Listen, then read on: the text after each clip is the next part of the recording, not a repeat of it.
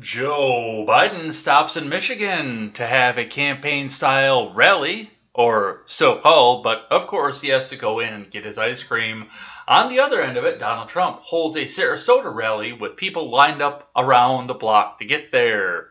So we'll talk just a bit about that. An Olympic sprinter tests positive for marijuana and is suspended for a month from the Olympic Commission. And I've got some thoughts about that, and it goes in both directions, both for and against the Olympic sprinter. So we'll talk just a bit about that as we go on further here. A standoff in Massachusetts leads to 11 arrests, and Liberty Twitter to turn into, oh, this is why we hate the police. But once again, a little bit of thoughts on that too. So we'll go over that and talk about that as well. And an Ohio judge requires the Comicoof vaccine as part of a probation. It's going to be all this and more. Hey, hey, hey. Do you trust the plan yet? I'm Jay Edgar, and this is Contemporary.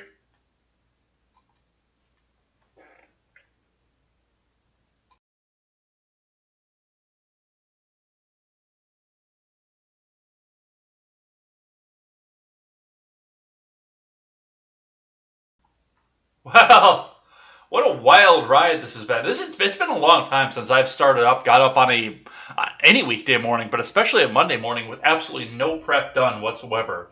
I came home from the fireworks show last night and I don't want to do this, and I got in bed. So we got up today and put everything up together today to get started off of this. And boy, was there a bunch to get to. I'm actually regretting a little bit not starting this last night because there are 39 tabs sitting up there, which is a record on this show. We haven't cracked the 40 mark yet, but I think the previous record was 38. So getting up to 39, yeah, there's a ton here. So we're going to get through it all. There's a lot to get through as well here. This is probably going to be a marathon one. So strap yourselves in, get ready to go, and get ready to see what it is that we have to talk about here.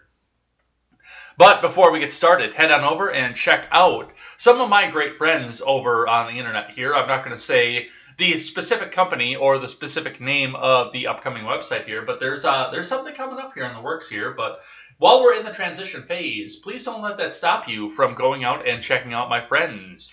The Daily Ignoramus, The Breakdown with Birkenhoff, The Already Conservative, The Freckles and Brit Show, and The Generational Gap. Some of those people you're actually going to be seeing here in the near future on this channel as well, with the issues that Elaine is going through with her home life right now. She is going to be taking off for a few weeks. So I believe the R-rated conservative is going to be coming over and helping me out with Contemporary. And Stephen Ignoramus and the Generational Gap, John, rather, are both going to be hosting Contemporary this week as I take a much-needed vacation. And I will be hanging out in the chat with you guys as well. But anyway, either way, go on over there. Head over and check out those people. They're all great people. Some of them are on a hiatus right now because there's some big things happening for them as well. But yeah, absolutely. Go over there and check all of those shows out. And whatever this new project winds up being, they're all coming back. So come on over there and hang out with them as well. So that's what we see going on from here. Let's look in at the markets for the morning. Let's get the live chat up so I can see what you guys are saying. Make sure I've got my microphone on because you guys will tell me. All right. Let's see what we've got going here. Starting with the Dow. The Dow is at 34,786.35. And when we start this out tomorrow, the Dow will still be at 34,786.35 because the markets are closed today due to the observance of the July 4th holiday. Now, if I worked on Mondays at my regular pedestrian job that doesn't involve this microphone, I would actually be working on Monday. Most places... Well, I think it's about half and half. I think your banks are going to be closed today, but for the most part, we're going to see a lot of places that are still open. I do have to run down to work and print off my fishing license, so yeah, we'll run down there and check that out. But yeah, a lot of places are going to be closed today, especially in the finance sector, and all of your markets are going to be closed today. So this is not going to change, but we're still going to read a little bit about what the market could do in the next 24 hours, or possibly in the futures as well. Looking at Bitcoin. Bitcoin is at 33,471 US dollars and 40 US cents, a slight drop off from Friday when we looked at this. So we're still on the downswing, but you know, that's just a chance for you to get some Bitcoin while it's still on sale. Don't put your trust in the US dollar. And Bitcoin is one of those too where you can actually spend it. It's a big purchase spend, but you can actually spend Bitcoin. You can't spend Doge, but I'm still going to sit on it anyway because I'm that kind of a person. All right, looking in at your fuel, it looks like your fuel actually did not change all that much over the weekend. In fact, it possibly came a little bit down from what we saw on Friday. 279 is still your major, with 289 being the peak around the Madison area. But from what I can see off of this, it does look like there are more 279s than there were 289s when we looked at this on Friday. So some of them are coming down, some of them are staying the same, but for the most part, yeah, more of them are coming down than staying the same. So that's what we see from the gas. From IBD. Happy 4th of July. Buy our stuff. An aside to this, because it's Memorial Day. It's Independence Day weekend. I wanted to point something out that I saw on I kind of noticed it on Instagram as I was going because, I like pretty girls, so my Instagram is generally full of e-thoughts. But I started to notice that a lot of the e-thoughts on Instagram are out here playing the Martina McBride song Independence Day. Now, I don't know if you guys are into old 90s country like I am here, but if you've ever listened to that song, that's not something to be celebrated. Yes, it sounds like it's pumping you up. It sounds like it's exciting. It sounds very celebratory, but listen to the lyrics, and yeah, you're going to get a completely different story here. I mean, it's all cool and everything, but yeah, I don't know if I would be making a celebration on the founding of this country by talking about a husband who got drunk, beat the shit out of his wife, and then his wife turned around and burned their house down and sent their daughter to the foster home. That's just me. But maybe you guys got something different out of that. All right. But let's see what these guys have to say. Dow Jones Futures, Apple, Google, Tech Titans drive stock market rally. 3 are in a buy range from Ed Carson. Dow Jones Futures were little changed Monday morning, along with S&P 500 futures and NASDAQ futures. The stock market rally showed solid gains in the major indices, fueled by strong gains in the $5 trillion tech giants Apple stock, Microsoft, Amazon, Facebook, and Google parent Alphabet. Apple broke out past a buy point late last week. Google stock moved higher in its buy zone, while Amazon flashed at least an early entry. Microsoft stock moved out of its buy zone, while Facebook stock looks extended. All Facebook stock did last week was hit a record high and a $1 trillion valuation for the first time. The mega cap techs, along with big cap chip winners such as Nvidia and AMD, fueled the S&P 500 and NASDAQ composite to record highs, while the Dow Jones set a record close. AMD powering the stream. But many growth stocks had nasty sell-offs or reversals. On the plus side, some growth stocks had more gentle pauses, forging new buy points. Still, while the stock market rally is an confirmed uptrend, investors need to follow their buy and sell rules. Microsoft stock and Google are on the IBD leaderboard and IBD long-term leaders. OPEC will continue talks on Monday after failing to reach an agreement. On Thursday to Friday, most of the oil ministers back a plan to gradually increase output starting in August, but the United Arab Emirates wants a better deal for itself. A modest production hike will likely only partially offset rising demand as the global economy ramps up. It's possible that no deal will be reached, sending crude prices soaring. There's also always the risk that OPEC Plus, which includes OPEC and Russia, could fracture. China orders app stores to remove Didi Chuxing just days after Didi Global held one of the biggest U.S. IPOs years. The cybersecurity regulator said Didi violated restrictions on the collection and usage of personal information, but didn't offer any specifics. That came just 2 days after announcing a probe and ordering Didi to suspend new user signups. The Didi IPO raised $4.4 billion in its IPO on June 29th, pricing shares at $14 each at the high end of expected range. Didi stock popped to 1801 in Wednesday's debut, but closed at 1414. Shares surged 16% on Thursday, but then sank 5.3% in the cybersecurity probe. So, yeah, don't cross Don't cross the Chi-Coms because they will shut you down. I just realized here that I did not change my topics on Twitch and DLive. So let's go back and do that real quick. Because otherwise we're not going to attract new people who want to hate on the fact that we're talking about politics here. And we want to attract those new people because we want to make fun of them. But if anybody who sees politics here is going to come in and... Oh, are you left-wing or are you racist?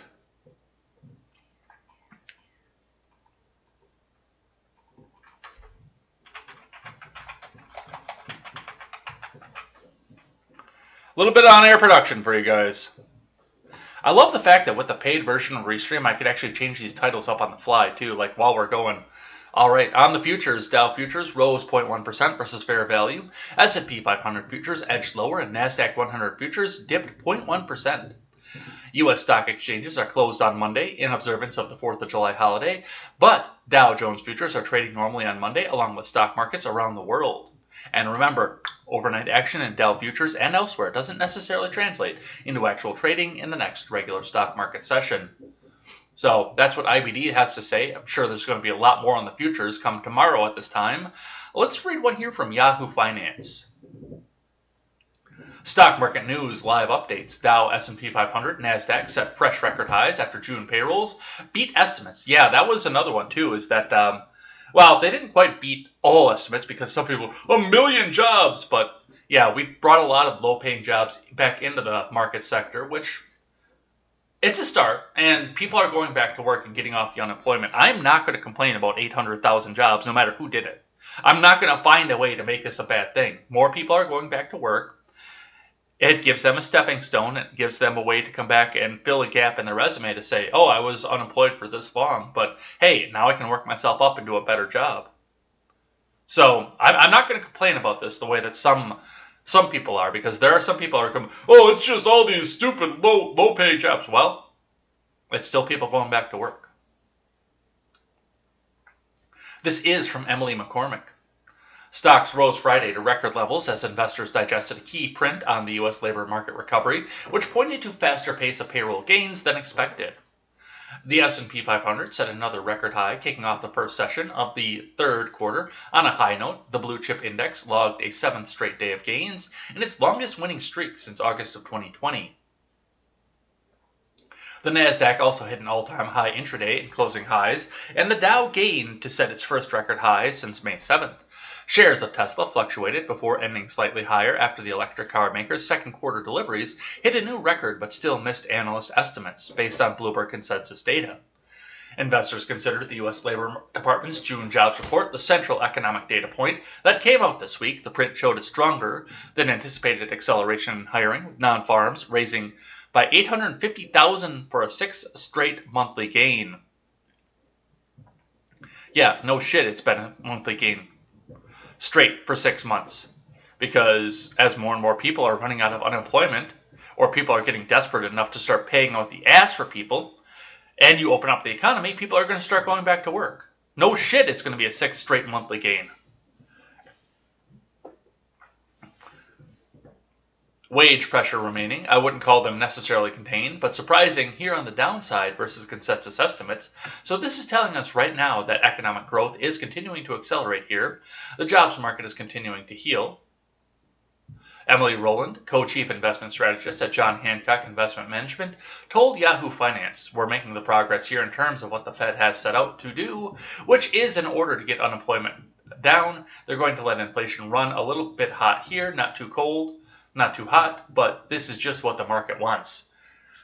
No, I'm sure the market wants people to go back to work in full and start getting off the government unemployment, but yeah, there are a lot of people that are staring down the fact that even in the states that still have the extended unemployment benefits, they're going to be competing instantly with a bunch of people once those extended benefits end. So get the job now, so then you're not competing against the people who waited till the last minute. So something else to sit back and watch as we go along with this. All right.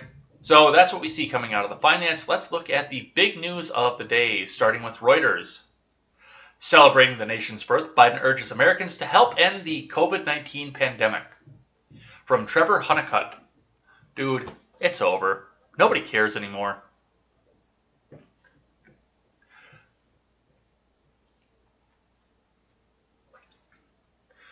U.S. President Joe Biden celebrated the nation's 245th birthday on Sunday by opening the gates of the White House and calling on Americans to do their part to end the COVID-19 pandemic for once and for all. This year, man, the 4th of July, it's a day, it's a special celebration, for we are emerging from the darkness of Jill, what's my line? Oh yeah, a year of pandemic and isolation, a year of pain, fear, and heartbreaking loss, Biden told the White House party, open to around 1,000 people, including military families and workers involved in the commie coup response. We never again want to be where we were a year ago today. Delta variant! The largest White House event since Biden took office in January included burgers and fireworks and was geared towards giving Americans something to celebrate. Wait, burgers? I thought cow farts made methane. You can't have burgers because you can't raise cattle.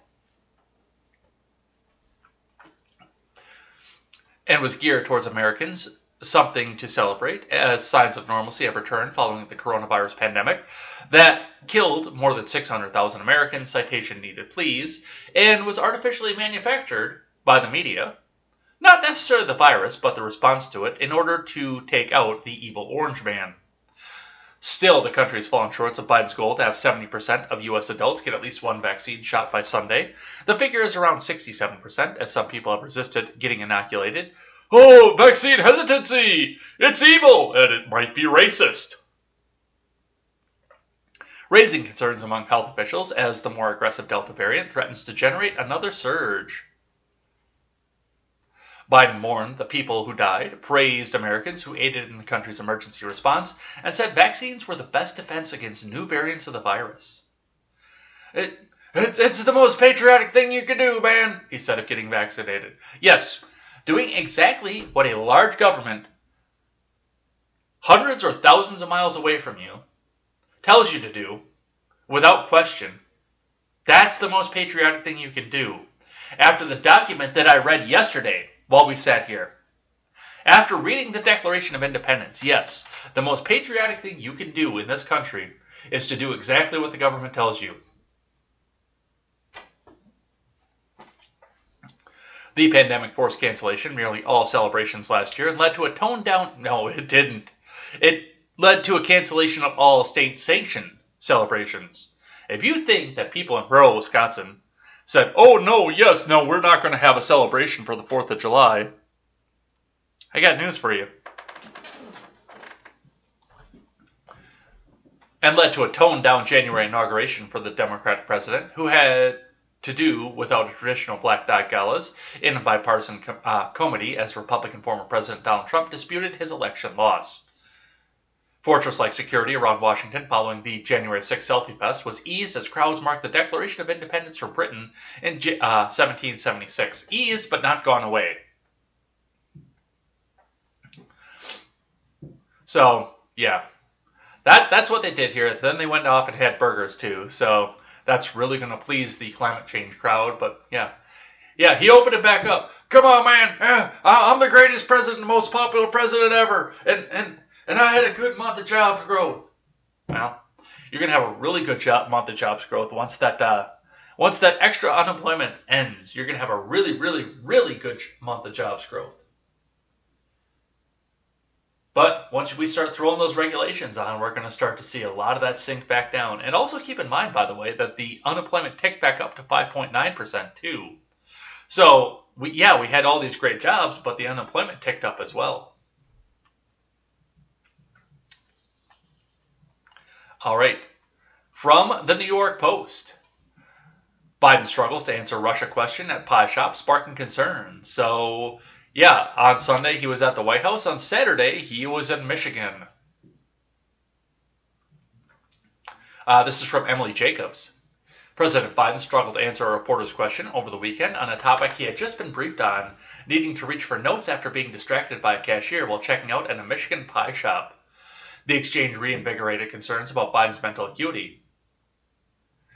Mr. President, let me know if I can ask you a question. a member of the White House traveling press pool told the commander-in-chief.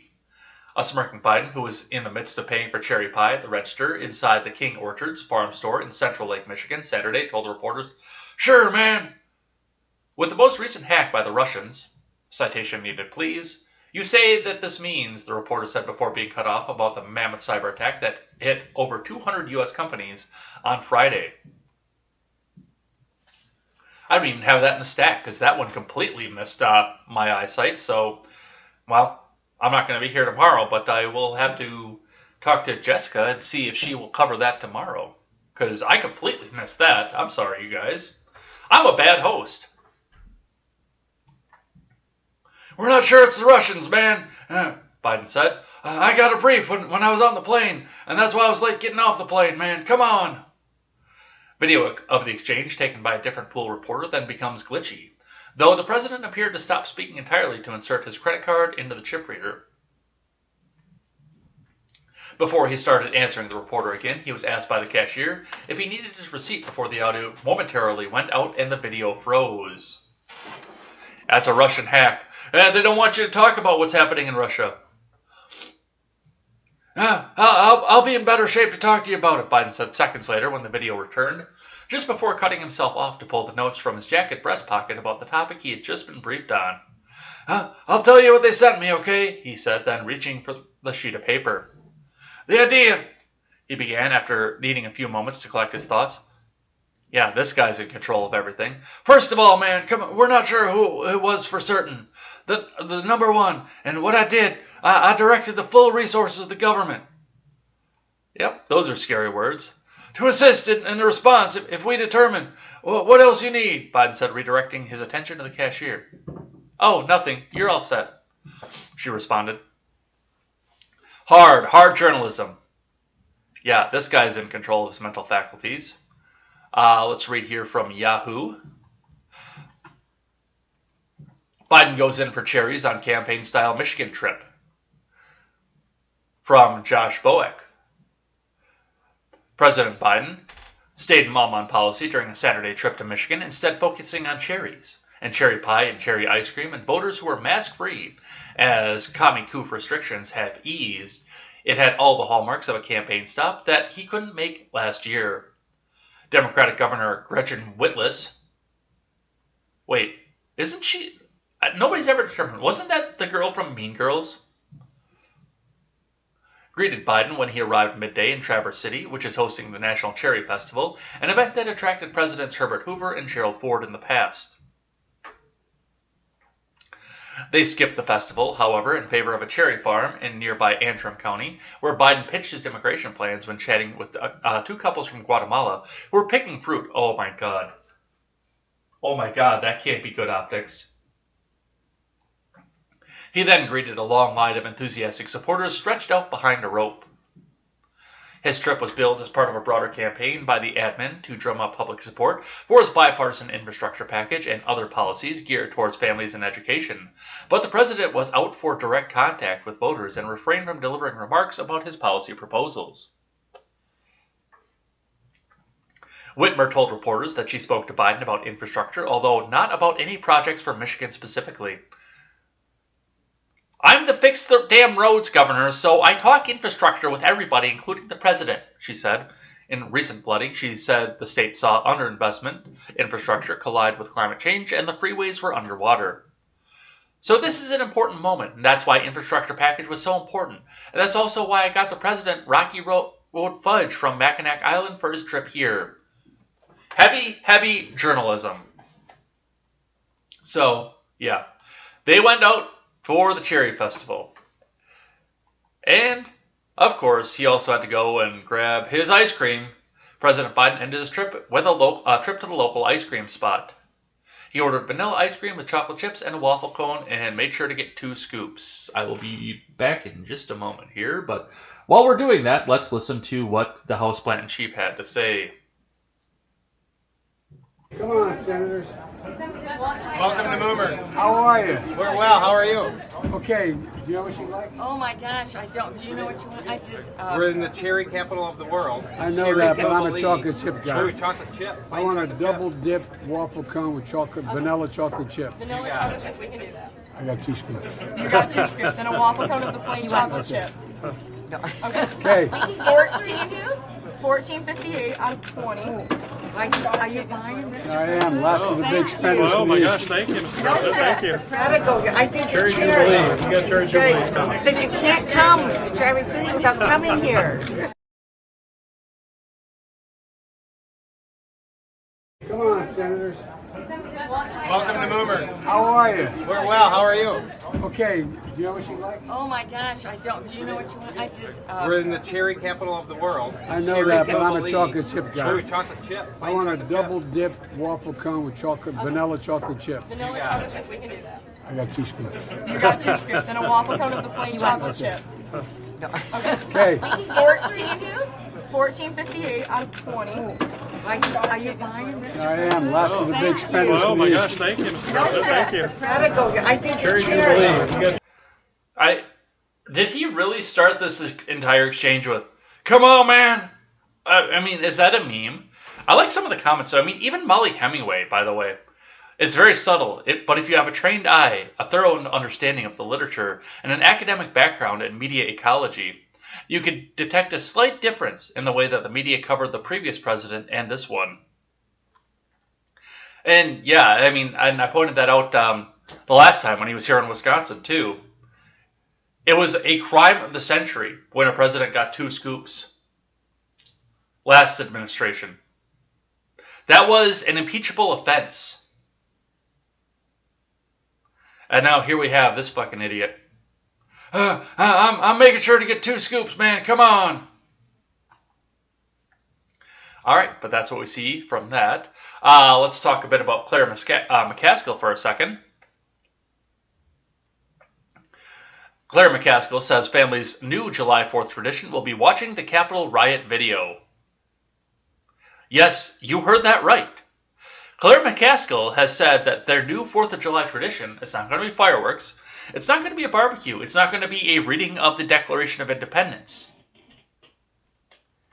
It's going to be watching the video of the Capitol Selfie Fest.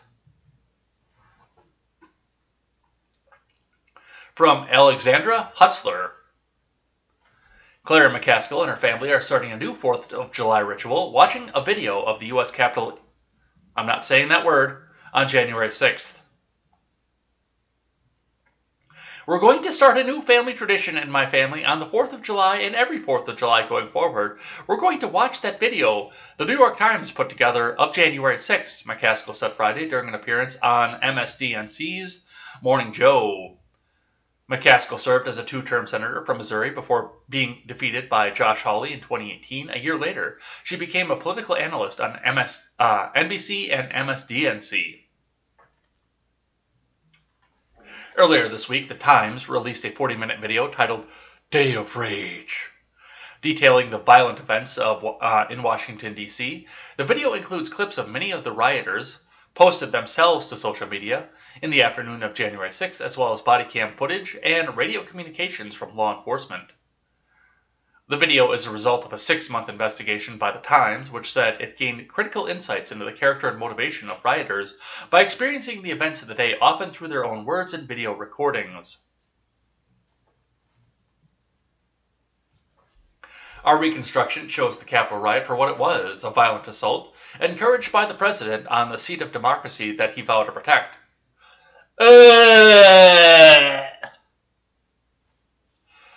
Malachi Brown, senior producer from the Times Visual Investigations team, said in the documentary.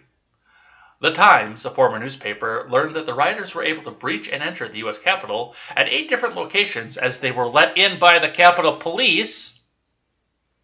Law enforcement, the news organization found, was outnumbered and in some cases allowed rioters to walk right into the building.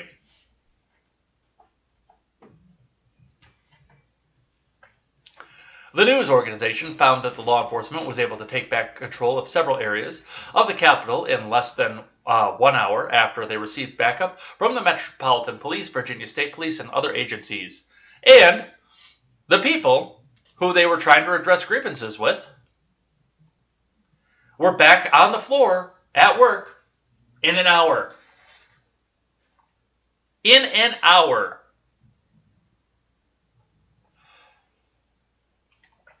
McCaskill was mocked by some users on social media. Oh, well, hey, she's being mocked by a user on Twitter, or Twitch rather, and YouTube, and DLive, and Facebook right now. Claire McCaskill, you are an idiot.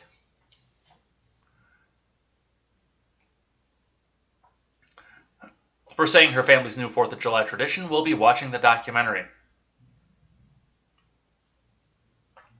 Chris Stegall, a conservative talk radio personality, replied to her comment by writing on Twitter, "I'm starting a new family tradition watching Missouri election returns of November 26, 2018, when Holly, Missouri sent you packing.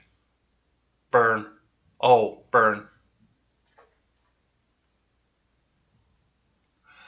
Yes. So, Claire McCaskill is going to come up. I think she's going to run again. I really do. Which would be hilarious. But we'll see what happens there. That'll be in 2024, so we'll watch that from the Daily Wire. NPR trashes the Declaration of Independence on 4th of July, adds editor's note to warn of racist slur. From John Brown. National Public Radio denounced the Declaration of Independence on the 4th of July because of its terms it deemed offensive. 245 years ago today, leaders representing the 13 British colonies signed a document to declare independence, NPR tweeted, linking to an article about its annual reading of the founding document. It says that all men are created equal, but women, enslaved people, indigenous people, and many others were not held as equal at the time. The document also includes a racist slur against indigenous Americans. Arthur David Truer, who is Ojibwe, says there's a lot of diversity of opinion and the thought amongst Native Americans, a community of more than 5 million people, about the document's words. NPR continued, adding a quote from Troyer, "We remain committed to forcing this country to live up to its own stated ideals." Troyer, NPR explained, focuses on the role of indigenous Americans in the push for equality and equity. The document also includes a racist slur against indigenous Americans. Author David Truer, who is Ojibwe, says there's a lot of diversity of opinion and thought among Native Americans, a community of more than 5 million people, about the document's word.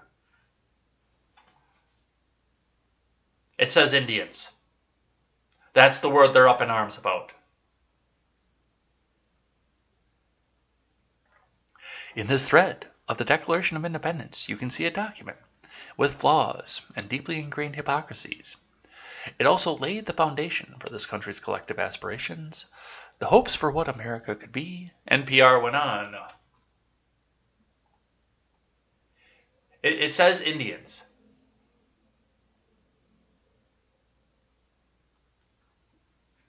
And there it is.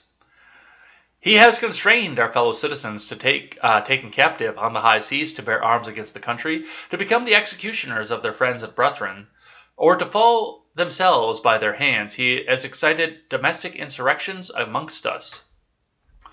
Editor's note contains a racist slur against indigenous people, and has endeavored to bring on the inhabitants of our frontiers, including merciless Indian savages, whose known rule of warfare is an undistinguished destruction of all ages, sexes, and conditions.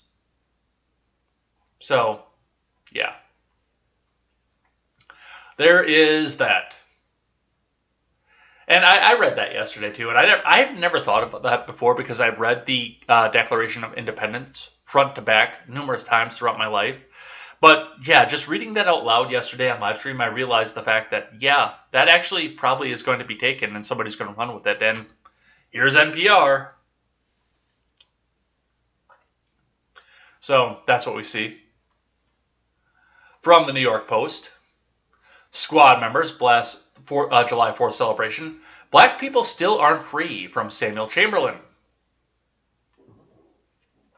Far left Rep. Cori Bush dismissed Independence Day Sunday as a holiday meant for white people before claiming, "This land is stolen land and black people still aren't free.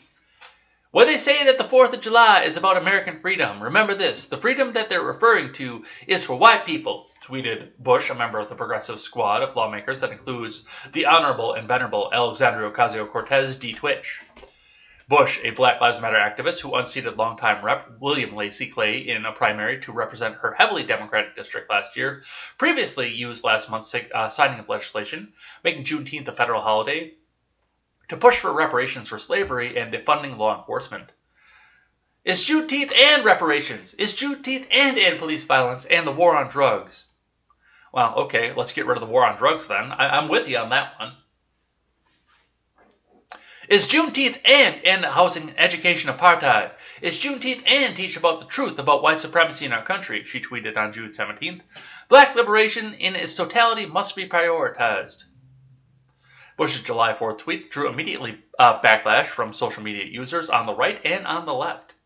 You make $175,000 a year of taxpayer money to rip the country's people and pay your salary, tweeted radio host Clay Travis. Show me any unfree country in the world where that's possible. You can't.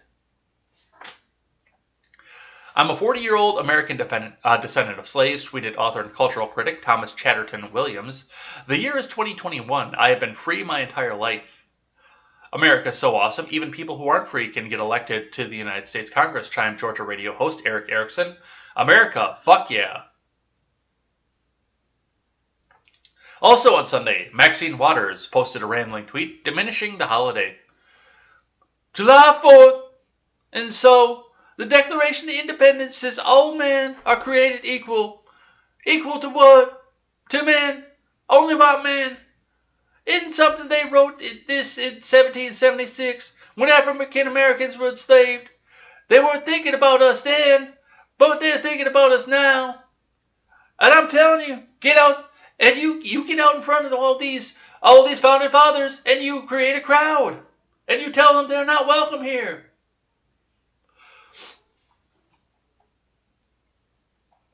In a follow-up tweet, Waters wrote, Further, the Declaration of Independence says we hold these truths to be self-evident, yet 17 states have enacted voter suppression laws. Supreme Court gutted Section 5 of the Voting Rights Act. George Floyd, Breonna Taylor, Michael Brown, Sandra Bland, Tamir Rice. Need I say more?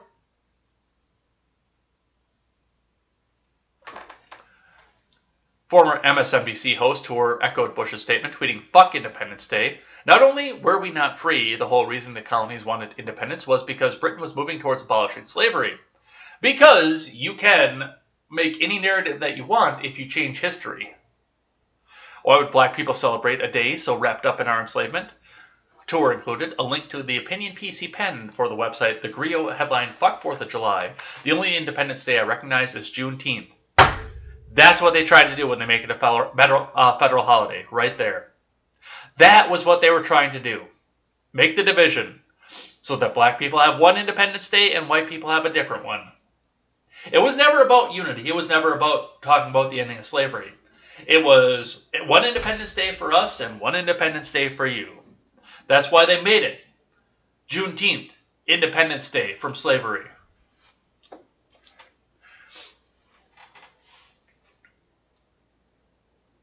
So, yeah, that happened.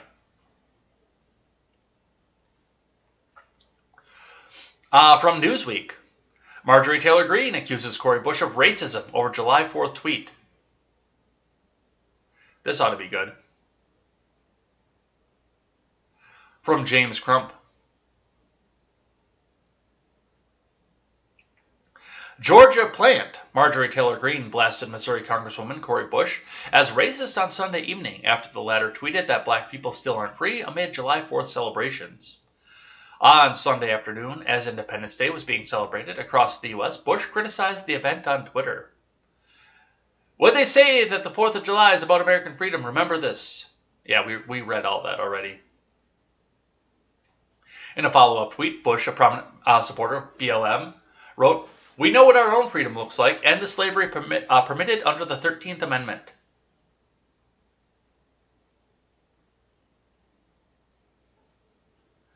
I gotta look that one up. Hold on.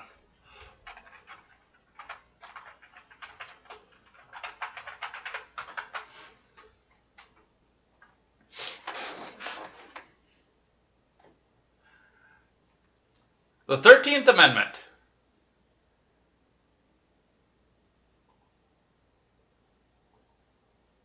Section 1. Neither slavery nor involuntary servitude, except as a punishment for crime whereof the party shall have been duly convicted, shall exist within the U.S. or any place subject to their jurisdiction. Section 2. Congress shall have the power to enforce this article by appropriate legislation. Excuse me.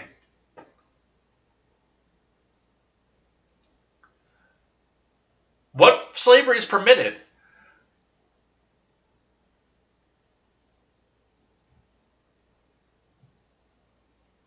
Neither slavery nor involuntary servitude shall exist within the United States. How is that permitting slavery? And as far as except as a punishment of a crime, we don't do that for punishment of a crime anymore, except for Kamala Harris. Yeah, okay, you're stamping out license plates, that's slavery. And on most work release programs, and I don't know if you're doing this for stamping out license plates, but on most work release programs, you're getting paid. Wow. Wow.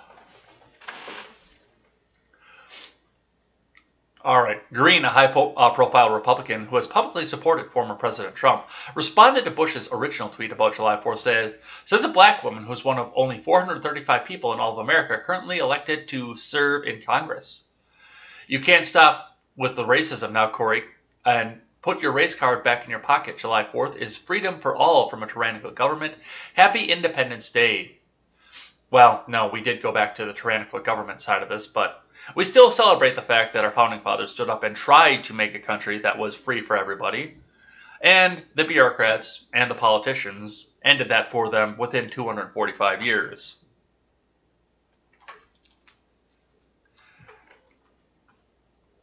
So, yeah. That happens here, and you really, honestly, Green is a plant, and she just did that to try and get more news coverage focused on her, and, well, here we are. From ABC 7, shifting gears here a little bit, talking about the former guy, crowds wrap around block to see former President Trump in Sarasota. From ABC 7 staff. Doors have opened for the public to arrive at former President Trump's rally at the Sarasota Fairgrounds. Tickets were free, but there was a limit of 5,000. Lines stretch as far back as Tuttle Avenue from Roberts Arena. Lines seemed orderly, and many were decked out in red, white, and blue as they carried signs. The city is also starting to experience heavy traffic due to the lines. Be aware if you are out and about. The Save America rally is co-sponsored by the Republican Party of Florida. The former president is expected to speak at 8 p.m. And he did.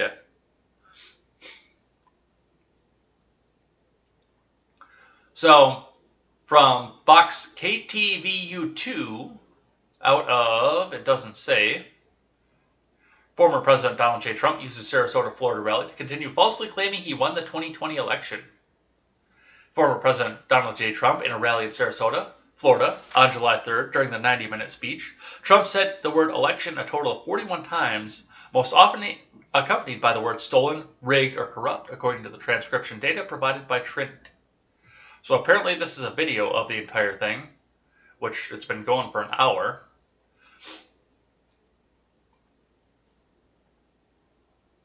So let's back this up to the beginning.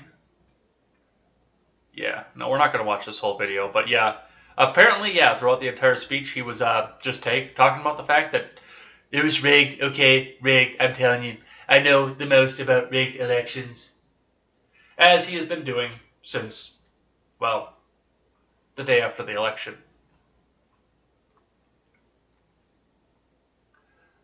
All right, from Politico. Trump rails against prosecutorial misconduct during Florida rally, from Matt Dixon.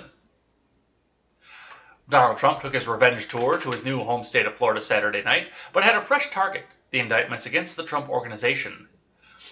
Trump held his rally, the second since he left office, as the state and nation continued to mourn a South Florida condo collapse that left at least 20 dead and more than 100 still unaccounted for.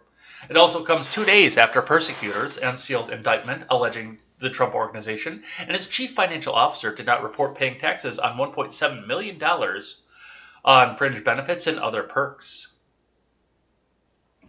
Trump tore into the indictments in front of thousands of cheering fans at a fairgrounds in Sarasota, casting the allegations as politically motivated persecution against him, his family, and business.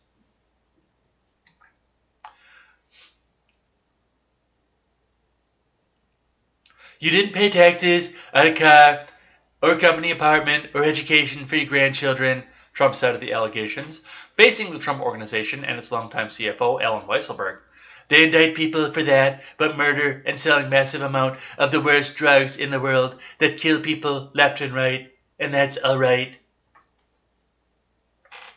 Those in attendance who spent most of the night getting soaked by heavy rains brushed off the charges against the Trump Organization.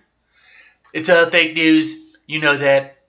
Oh, that wasn't Don. That was Dwayne Schwingel, Chiefland, Florida resident, who was at the rally dressed in an Uncle Sam costume. Trump is our president, and none of that is legitimate. It's a witch hunt. Yeah, there's definitely a savior complex going on there.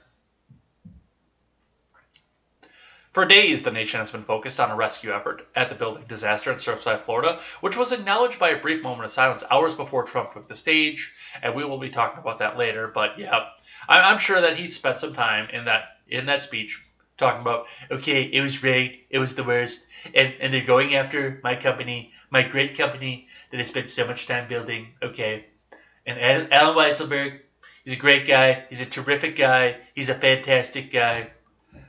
Even though he's probably embezzling from the Trump administration, that's how he got fucking caught.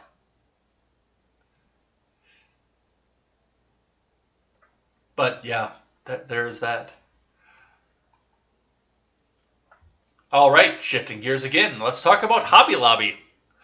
Hobby Lobby advocates for Christian-run government in Independence Day ads placed in many national newspapers. From Sarah Al-Arshani. On Independence Day, Hobby Lobby ran an advertisement in many newspapers across the country that advocated for a Christian-run government. The ad, under the title One Nation Under God, included the biblical verse, Blessed is the nation whose God is the Lord. Images of the advertisement were published on the company's site and on social media. The full-page ad featured 3 columns that quote former U.S. President and other historical figures, as well as Supreme Court rulings about Christianity. It is the duty of all nations to acknowledge the providence of Almighty God, to obey His will, to be grateful for His benefits, and humbly to implore His protections and favor, the ad reads in part, quoting George Washington. In a holiday message posted on its website, Hobby Lobby said they'd been placing holiday advertisements since founder David Green felt commissioned by God to make them after he saw advertisements during the 1995 Christmas season. Before long, Hobby Lobby was placing beautiful full-page ads celebrating the real meaning of Christmas, Easter, and Independence Day in newspapers across the country. The impact and relevancy of these messages is ongoing, the messages said. Some who saw the ad were upset at the call for combining church and state because the only part of the First Amendment that they know is separation of church and state, which actually doesn't appear in the First Amendment. A full-page ad by Hobby Lobby in New York newspapers today, ignoring the separation of church and state. Once again, the only part of the First Amendment that they know.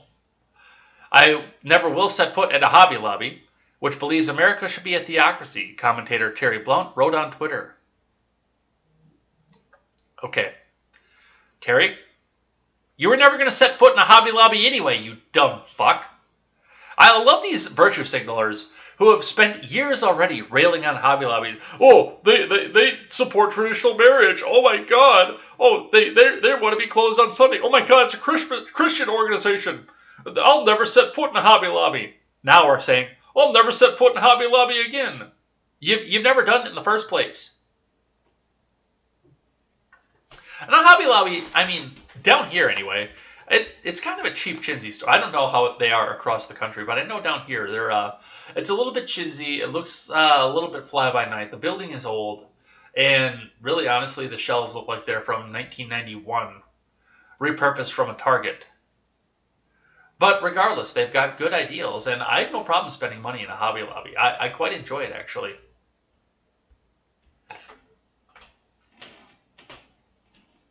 An Oregon resident who saw the ad in the Register Guard called it absolutely frightening and encouraged people not to shop at Hobby Lobby. Because of course they did. So, really honestly, if you want to go shop at Hobby Lobby, do it. If you don't, then don't. I don't agree with the messaging that Americans should be a Christian nation. I really don't, and I never have. The country was founded on religious freedom. And yes, you should be able to worship the way that you see fit, and the state shall not make a state religion. You shouldn't be persecuted for any sort of religious, extremism, obviously. People are getting hurt. You should be prosecuted for that. But other than that, you shouldn't be persecuted for any sort of reasonable religious celebration. Or lack thereof. The pollen is back out, you guys. From the Blaze, Democrat expressed serious fear over Kamala Harris's 2024 viability to defeat any Republican candidate. Report. Democrats reportedly fear that the Vice President, Kamala Harris, the presumptive 2024 Democratic presidential nominee, if Joe Biden does not seek re-election, cannot beat any Republican challenger. She'll beat them. It'll be a totally free and fair election, and nothing bad will happen. Honk honk. Harris has become the focus of scrutiny in recent weeks over a series of blunders that have led Democrats questioning her presidential aptitude. Not only did it take Harris 3 months to visit the U.S.-Mexico border after Biden tasked Harris with leading the admin's response to the border crisis, yet only visiting El Paso, which is nowhere near the epicenter of the migrant crisis, but several reports have indicated that Harris's West Wing office is in shambles. Harris's team is experiencing low morale, porous lines of communication, and diminished trust among aides and senior officials, Politico reported. In interviews, 22 current and former vice presidential aides, administration officials, associates of the Harris and Biden, described a tense and at times dour office atmosphere. According to Axios, Democrats are privately voicing concerns that Harris will be unable to defeat any Republican candidate in 2024 if Biden does not seek re-election or fucking croaks. Axios reported Harris would be the presumptive nominee. If Biden didn't run, administration sources believe it would be nearly impossible to unseat the first black woman vice president, yet many Democrats, including some current senior administration officials, are concerned she could not defeat whomever the Republican Party puts up, even if it were Donald J. Trump. Some Democrats close to the White House are increasingly concerned about Harris's handling of high-profile issues and political tone deafness and question her ability to maintain the coalition that Biden rode to the White House. The coalition of he's not evil and orange and evil at the same time. That's the coalition. There isn't a coalition here other than big government fucking bureaucrats coming out to say, yeah, we don't want that guy because mean tweets and stuff like that. In fact, one Democratic operative told Axios that some Democrats are questioning even if Harris should succeed Biden as the Democratic leader. Oh no, our heir apparent is fucking up. What are we going to do? It's more than people think. Oh, she's fucking up. Maybe she shouldn't be the heir apparent, the operative said. Yeah, I can absolutely see that. I mean, she dropped out of the primaries with less than 1% of the polling after the second debate. After Tulsi Gabbard sunk her fucking claws into her. And exposed the fact that, yes, she put millions of people in prison. The people that they're talking about when Cori Bush tries to pull there's still slavery permitted by the 13th Amendment. That's the shit that Kamala Harris did. It's still a lie, but yes, Kamala Harris was out there putting people in prison as a punishment for crimes that some of them probably didn't commit. So she could get cheap labor for the California wildfires. So yeah, that's going to be a problem. And I'm sure that Tulsi will come back out and sink her claws back into Kamala again. I bet you Tulsi would run again if Kamala was the supposedly next in line. Not necessarily to run to be the president, but to get that next crack at her. But that's what we see coming back up out of this. All right, let's talk about this Olympic sprinter here for just a second. We've got some video to go with this. I know what I did. I know what I'm supposed to do. I still made the decision. Sha'Carri Richardson explains her positive test for cannabis at the U.S. Olympic trials. All right, let's have a listen. Chanel, thank you. And Sha'Carri Richardson joins us now. Good morning, Sha'Carri. I just want to ask a simple question first. How are you doing? I'm blessed to be alive. That's about it.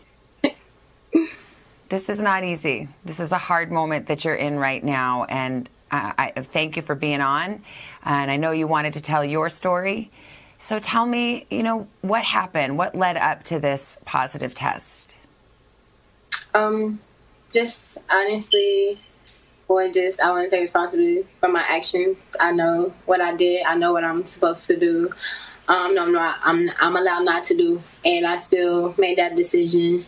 But not making an excuse or looking for any empathy in my case, but just, however, being in that position of my life, finding out something like that, something that I would say is probably one of the biggest things that have impacted me positively and negatively in my life when it comes to dealing with the relationship I have with my mother. So that definitely was a very heavy topic on me, and people don't understand what it's like to have to,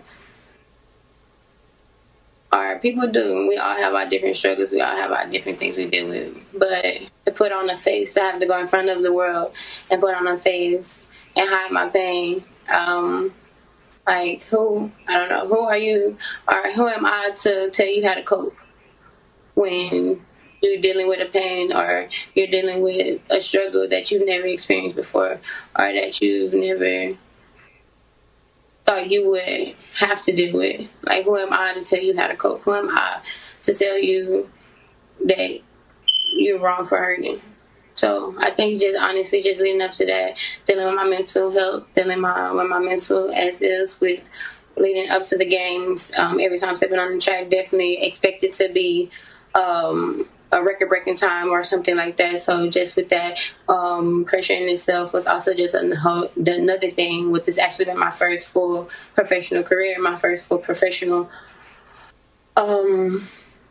circuit this year due to the pandemic. So just considering all of that put together, long time, my agent, my sponsor, my sponsorship, my family, knowing me dealing with all of this during time. So, Sha'Carri, I just want people to understand where you're coming from, and tell me if this is correct. But it was a few days before your big race and the trials, you found out that your biological mother had passed away. You found out when a reporter told you, and it was after that you ingested some kind of marijuana. I should mention, you were in Oregon. It's legal in Oregon. You didn't violate any law, but it was against the rules of your sport, and as you said, you knew that. But is that what happened? Is that how this unfolded? Honestly, So, and we're going to cut it at this point, but really honestly looking at this, I've been on both sides of this argument since it began. Now, I look at this, Sha'Carri Richardson, no, you shouldn't be, and I've long said that there shouldn't be any punitive measure from our country for indulging in a little bit of the ganj, for smoking a little bit of pot. I mean, if you got a little bit of pot and you want to smoke it, there should be no punishment for that. It's your body. You can choose to put into it what you want to, and you can choose not to put into it what you don't want to. It's the same argument with the vaccine. But with that being said, with Sha'Carri Richardson, this goes up a bit further off of this as well. It goes above what's going on in this country. You don't think the Olympic people are going to go test her for that? She's not allowed to do this under a private organization, not a public one, not like the government making a punitive action, but like the actual private U.S. Olympic team. That's a private business. Knowing full well that if she gets up onto the stage and takes the test for the performance-enhancing drugs, that's going to show up in there. And I believe that's also banned by the Olympic Committee, the Olympic Commission. So you're at this point, at the point that you're coming into this, you're abiding by international law, not our law, both Japanese law and the International Olympic Coalition's law, their rules for competition. So yeah, it's not just about what happened in America. Now, should she pop for possession in the United States because it's a federal crime? No, because the drug war is fucking stupid.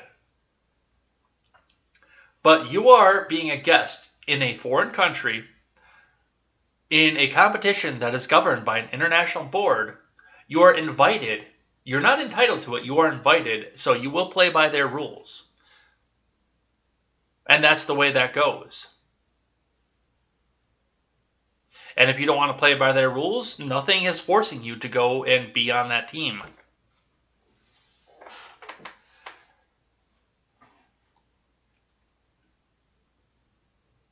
That's the way that I look at it.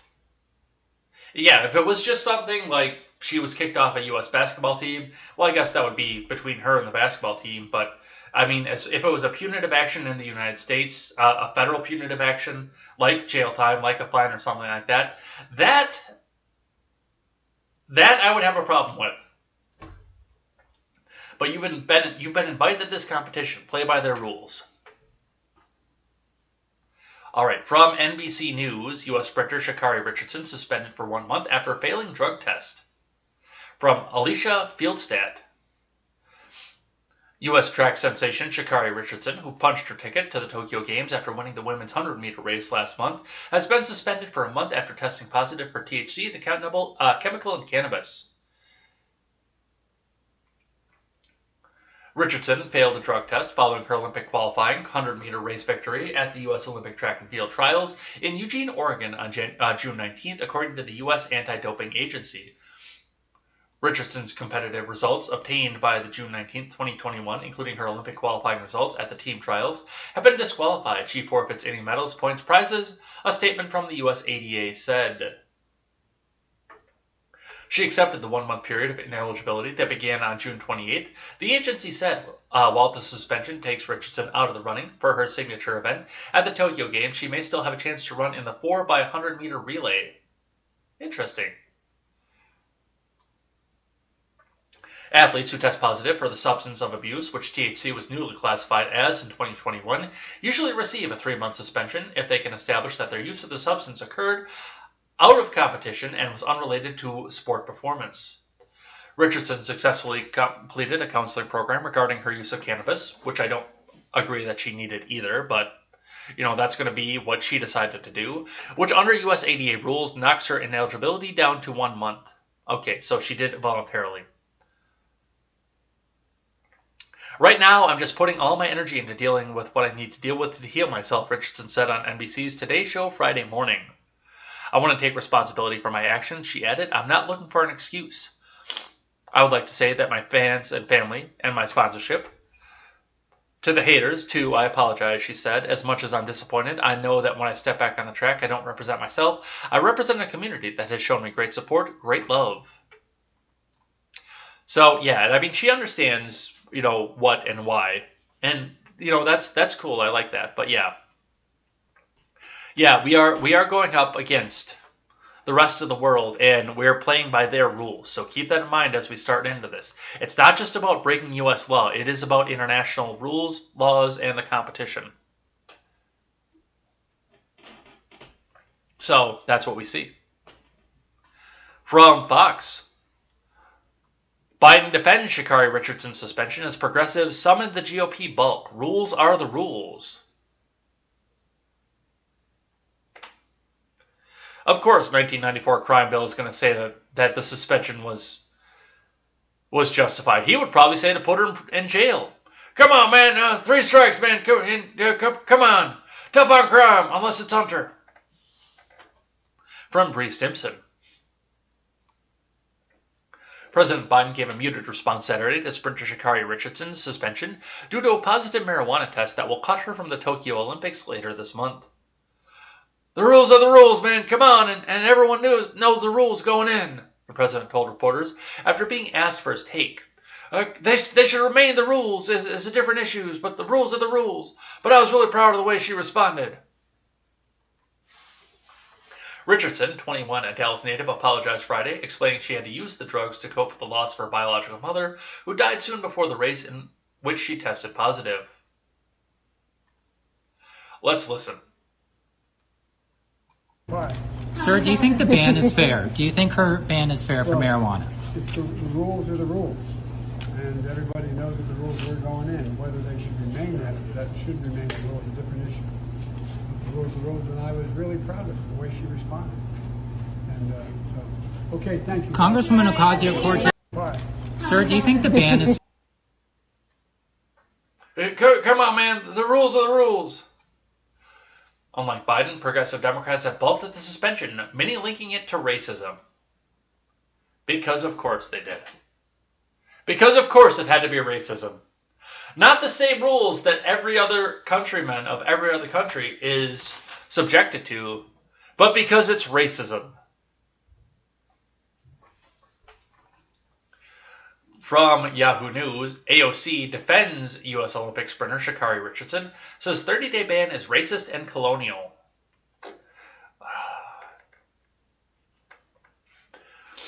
Of course, you had to throw colonial in there. From Lawrence Richard. The Honorable and Venerable Alexandria Ocasio-Cortez, D-Twitch, said the Olympic Games ban of U.S. sprinter who failed a drug test was the result of racist and colonial policy. The Olympic Games issued Sha'Carri Richardson, 21, a 30-day ban for violating its cannabis policy after she tested positive for THC. The suspension could result in her not being able to participate in the 100-meter dash, of which she was likely to win a medal. The criminalization and banning of cannabis is an instrument of racist and colonial policy, Ocasio-Cortez wrote on Twitter, calling for the International Olympic Committee to reconsider the suspension. The IOC should reconsider its suspension of Ms. Richardson and any athletes penalized for cannabis use. Yes, that's going to go over well. A sitting U.S. Congresswoman who is an idiot telling the International Olympic Committee what they should be doing in their countries or the countries that represent them. Wars have been fought over less.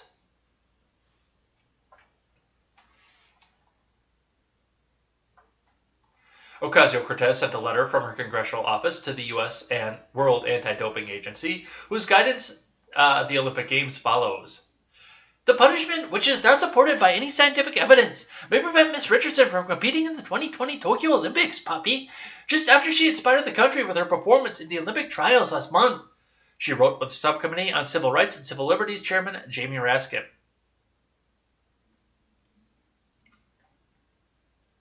Okay. It's cool. It's inspiring. It's awesome that she can come up and do this. It's a great accomplishment. But when you want to compete, you play by the rules of the organization you want to compete in. Are the rules right? No, I don't think so. They're not. But I would still follow them if I wanted to compete in that particular competition. Yes, petition to get them changed. It's not going to go over well.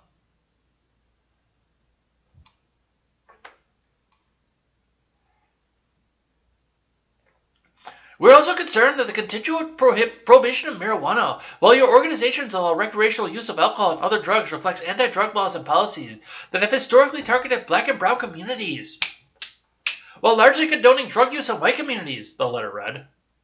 Ah, yes, it's all about racism. That's what's always going to be. They don't have another trick. That's the problem. They've got one line and they stick to it as hard as they can. All right. From NBC 10 out of Boston. This was kind of wild, I'm not going to lie. Do I have the right one in? Oh yeah, there was only one for this. So, 11 suspects now in custody following the armed standoff on I-95 in Massachusetts police. From staff reports. That's a cool name. I wonder if that person knew he was going to get into news when he was young. Hey, staff! Staff reports! Hey, come in here. All remaining suspects involved in an hours-long armed standoff with police on I-95 in Wakefield, Massachusetts on Saturday morning have been taken into custody, state police said. All 11 suspects have been taken into custody and are being transported for booking, police said. 2 of the 11 suspects were apprehended earlier in the morning. All of them were described as being part of a group called Rise of the Moors and referred to themselves as a militia, police said. 8 guns, including 3 AR-15s, were seized, according to police, who said none of the suspects had licenses to carry the guns. The scene was cleared before being processed for evidence, state police said. Investigators are seeking court authorization to search the suspects' vehicles. The group of heavily armed men allegedly refused to comply with police on Saturday morning north of Boston, prompting I-95 to be closed and shelter-in-place orders for residents of Wakefield and Reading. Police lifted the shelter-in-place order shortly after the suspects were taken into custody. The highway was shut down between Lynnfield and Stoneham, with Massachusetts State Police asking drivers to avoid the area. As of around 10 p.m., 2 of the men continued to refuse to identify themselves. Police prosecutors identified the following suspects, whose names I will not read. Looks like they are from a smattering of places, from New York City to Rhode Island, one of Michigan. Doesn't look like anybody from Mass proper. One of the suspects is 17 years old. His identity is not being publicly released. All of the suspects are charged with conspiracy to commit a crime, unlawful possession of guns and ammunition, possession of a high-capacity magazine, use of body armor in a crime, and improper storage of firearms in a vehicle. Hernandez, Johnson, Dow, and the unnamed teen are also charged with giving a false name to police. The 17-year-old is being released into parental custody, with the adults being held on $100,000 bail at the Billerica House of Corrections. I am so glad I lived in that state and I can pronounce all these names the way that they like them to be pronounced.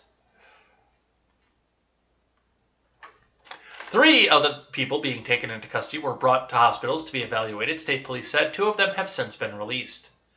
Wakefield police said the incident began when about 8 men fled into the woods from a traffic stop on Route 128 near Parker Road shortly after 1 a.m. They were heavily armed with handguns and rifles, claiming to be from a group that does not recognize our laws. The Sovereign Citizens Movement! Oh my god, it's the Sovereign Citizens Movement, you guys.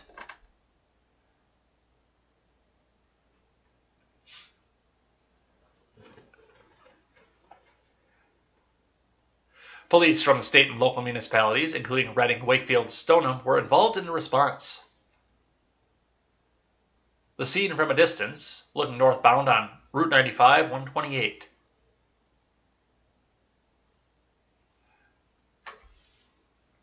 State Police Colonel Christopher Mason said the men identified themselves as being part of a group known as Rise of the Moors. The group's website describes them as Moorish Americans dedicated to educating new Moors and influencing our elders.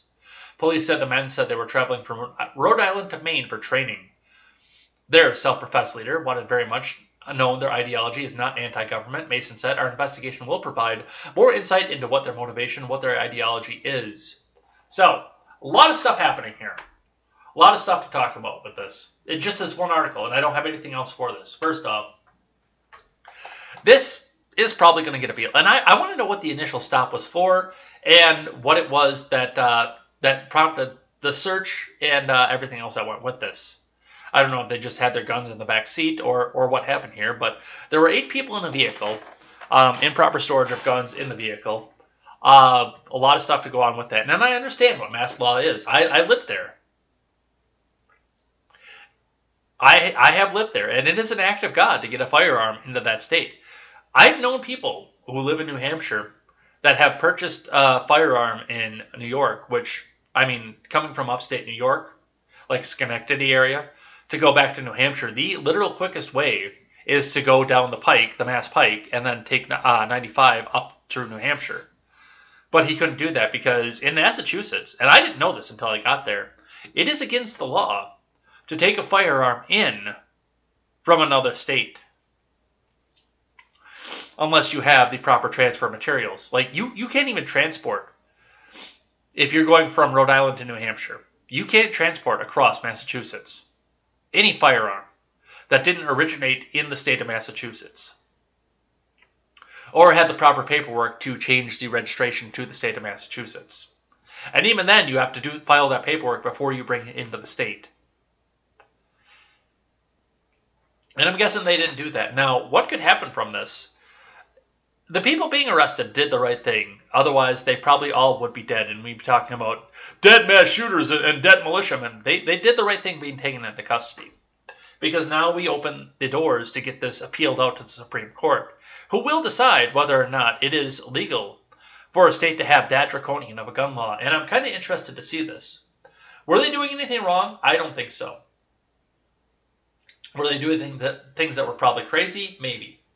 They weren't doing anything wrong. The state is the one that's enforcing way too much power, but we can either fight back against them and wind up dead, or while we still have options, which we might not have options in the near future, and we might have to do it the other way, but while we still have the options, it's the best to go back and take this to the courts. Not necessarily to shoot back at police officers.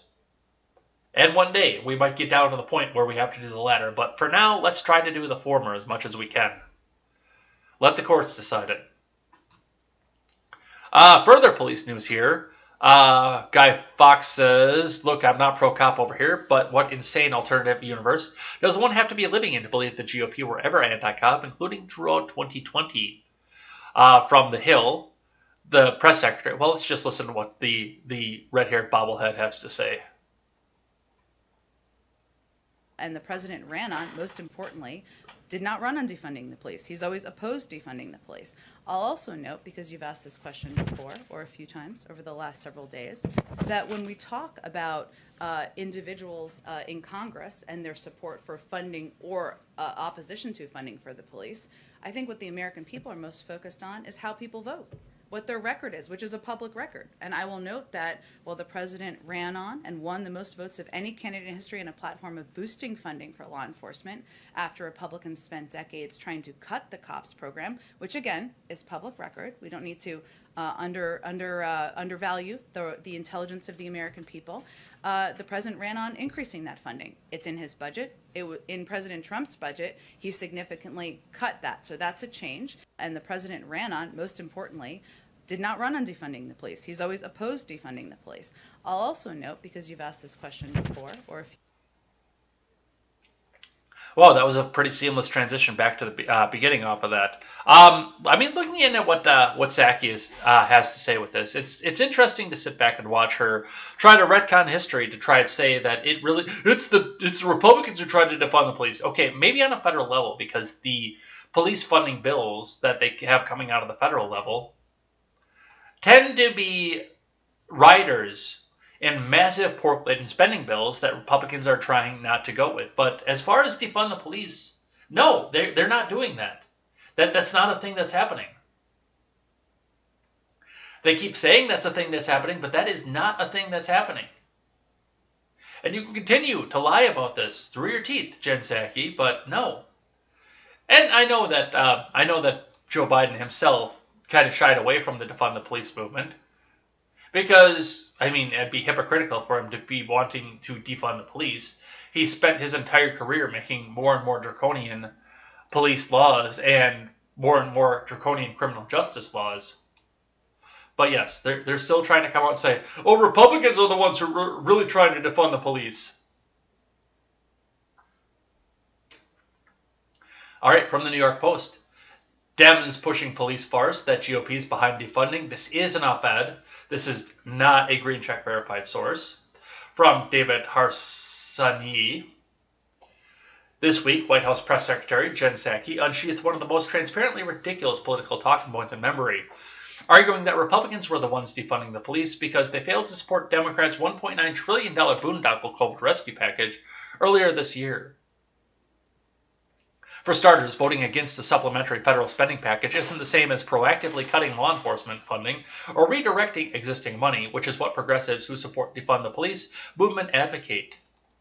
Indeed, not a single dollar of the American Rescue Plan was ever reserved for law enforcement spending. State and local officials could, if they chose, allocate some of the relief funding towards law enforcement, but there was no mandate to do so. That I didn't realize.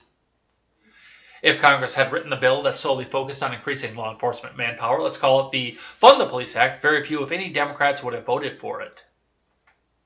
That's also true, unless it was the Capitol Police, because they like those ones. They're federally controlled. They control those ones. There isn't a poll in existence that shows even significant support for defund the police movement among conservatives. A national poll by USA Today Ipsos from earlier this year found that 34% of the Democrats supported the effort, even though many believed it was a straight cut in funding. 67% of Democrats support redistributing portions of the police budget towards social programs, compared with the only 16% of Republicans. On the other hand, plenty of local and national progressives have openly called for defunding the cops. When Barack Obama observed defunding police tends to hurt Democrats, Representative Ilhan Omar pushed back, asserting that it was not a slogan, but a policy demand. Democrats like Cory Bush, Kamala Harris, that's fucking rich, Rashida Tlaib, Ayanna Pressley, Alexandria Ocasio-Cortez, DeTwitch, and yes, Joe Biden, who, when asked, "Do we agree that we can redirect some of the funding?" answered, "Yes, man, absolutely." All back defunding police efforts to some extent. So, yes, it's not Republicans who are defunding the police. They're just not voting for the massive spending packages that have teeny tiny riders that say, "Oh no, we're going to give some funding to state and local police." Little bitty teeny tiny riders.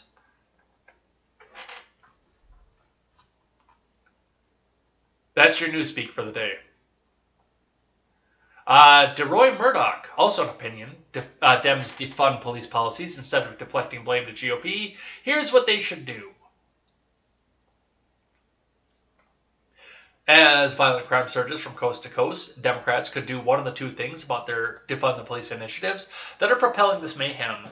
They could defend their efforts and say, in essence, who cares about the burgeoning carnage? We want social justice, the blood of the innocents be damned. Or they could apologize. We blew it. Our soft-headed ideas were gunned down by reality. Sorry. Instead, Democrats are performing a political trifecta of hypocrisy, deceit, and psychological projection. Democrats didn't defund the police, Republicans did. Lying Democrats now blame Republicans for defunding police and presumably unleashing the ensuing epidemic of lawlessness. Their proof? Republicans opposed Biden's $1.9 trillion American Rescue Plan that provided $350 billion in aid to states, cities, and tribes. Nowhere does this 242-page bill mention police or law enforcement. The legislation lets public safety officers participated in $80 million allotment for mental health and substance use disorder training. Also, public safety is among the purposes of a $772.5 million outlay to tribal governments. Now, post facto, Biden encourages states and cities to spend some of this $350 billion on police. If Biden told them tomorrow to dedicate the sum to food or orphans, he could slam Republicans for starving orphans to death. Yup. Yes. That's exactly what this is going on here. They're not actually going out to go in to say fund the police. They're looking to a blue-collar, union-working group of people, local people, who they spent a year demonizing and say, no, actually it was Republicans who demonized you. And remember, they hate the union too. And they hate you. Then they don't want to spend money on you. Look, we had this rider in here that they could possibly use to spend on you, and Republicans voted against it. So, yeah. There's that. All right. From Variety, something a little bit lighter hearted than the last two things we just talked about. Cop played Taylor Swift song hoping YouTube's copyright system would block BLM protesters' video. Ploy backfires. A California police officer played Taylor Swift's Blank Space in an attempt to prevent a BLM activist from uploading a video to YouTube in the belief that the platform's copyright detection system would block it. It didn't work. In fact, the video in question was not only shared successfully on YouTube, it has gone viral, garnering widespread attention because of the controversy. On June 29th, BLM protesters gathered at Alameda County Courthouse in Oakland before a pretrial hearing for Jason Fletcher, a former police officer charged with murdering Stephen Taylor, a black man, inside a Walmart store in 2020. As captured on video, an officer from the Alameda County Sheriff's Office confronted one of the protesters, James Birch, the Anti-Police Terror Project, to demand Birch remove his group's banner. Birch questioned why the banner needed to be moved before the cop takes out his mobile phone and starts playing the Swift song. Birch, confused, says, "Are we having a dance party now?" The officer eventually admits, "You can record all you want. I just know that it can't be posted to YouTube." Later, the officer, identified as Sergeant David Shelby, reiterates to Birch, "I'm playing music so that you can't post to YouTube." Yeah, no. And there are certain artists, by the way. So, first and foremost, this probably did get uploaded to YouTube and it probably got kicked back. And I'll explain what that means in just a second. It probably did get kicked back, and it probably came out and said, "You can't put this up because this violates a copyright violation." But I'm sure that the original poster then turned around and appealed the decision, and because the person actually has to look at the appeals, and I know this happened because that's what happened with my medical misinformation video that got taken down and got put back up. So, like, on my channel, I used to use Southbound Fearing's "I Heard the River" as my outro music when I was doing solo videos. And that was a soft block, was what they did. Because Sony claimed the rights to that music. I wasn't eligible to get any funding for that music. Like, if I monetize my YouTube, which is not monetized, and if you ever see an ad on YouTube, it wasn't me because I turned all that off. I turned AdSense off. I turned everything off. I am not monetizable on YouTube, according to YouTube. And if I grow enough, I might turn super chats on, just because that's the only way I'd be able to see your chat if I grew to that point and you guys were chatting that fast. But as far as what the usual music thing goes, no, they just come out and they say, "Okay, you can't get money from this. Yes, you can put this up here, but you can't get money from this." On the occasion of certain artists, like Taylor Swift, I believe is one of them, rather. The Eagles, I know, is one of them. If you even get a snippet of one of their songs, or try to cover one of their songs and put it on YouTube, they will actually shut the video down. And that might have been the situation that the cop was going for with this, to try and get the video shut down. Now, of course, on the appeal, the human being that looks at that would come back and say, "Oh no, well, this person's just trying to he's trying to record the police." So, yeah, that probably backfired, and yeah, it went viral too. So, the appeal went up, it changed, and now they have the video back out there. So, this guy is, well, if he murdered the guy, and I don't know, I haven't read the details of the trial, but if he did murder the guy, then send him up the river. If it was, well, I guess it's on the jury to decide whether it was a justified use of force or not. All right.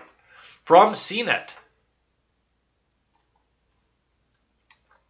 The ocean is on fire. Gas leak from underwater pipeline sees flames erupt in Gulf of Mexico. From Abrar Al-Hidi and Jackson Ryan. A gas leak from underwater pipeline in the Gulf of Mexico led to a raging fire on the ocean surface on Friday, Reuters reported.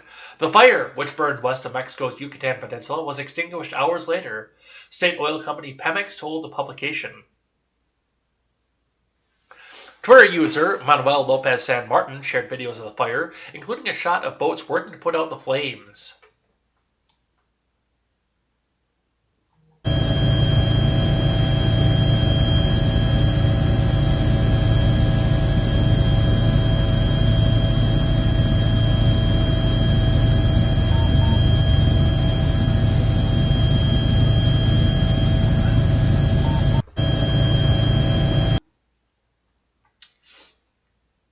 There's another one.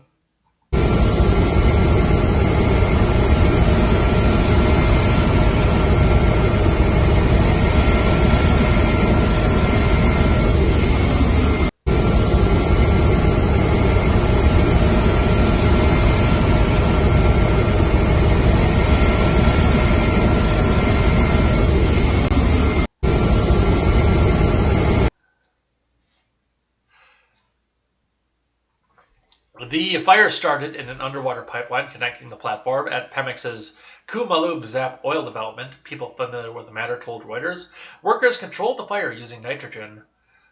One source said reportedly there were no injuries. The powerful images zipping around social media are usually accompanied by the proclamation that the ocean is on fire. Not to go full Neil deGrasse Tyson here, but it's worth looking at how this might happen. The fire itself is happening on the surface as Simon George, a professor of organic geochemistry at Macquarie University in Australia, explains the fire was caused by methane and probably other wet gas components igniting the ocean surface after leaking from the pipeline, he told CNET via email. He suggests there must have been a continuous enough stream of natural gas in the one place to sustain the fire and keep it churning, resulting in the wild images you can see above. And while a continuous flow of methane is problematic, it's a greenhouse gas. He notes that the fire may have helped contain some of the damage. One good thing about the fire is that it consumed some of the leaking hydrocarbons, he said.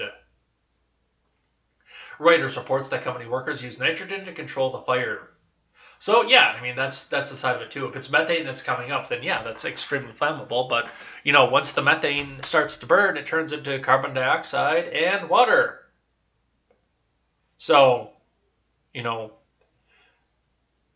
that's good. And that's they start to go back and they burn off the oil slicks in the ocean if there's some sort of oil slick in the ocean, rather than throwing Dawn at it. They use the Dawn to clean up the little baby ducks, but they'll usually burn off the oil if it's sitting up on the surface of the ocean or even on the surface of a lake, because it's almost impossible to recover all that oil. But if you burn it back off, then it just turns into regular gases that we use around the country no matter what. It's a big waste and it sucks, but that's what happens. So I know a lot of people are coming out here trying to say that this was capitalism at work. It really wasn't. It was an accident. Accidents happen. And somebody went down and they made the repair, and now the pipeline is back up and running again.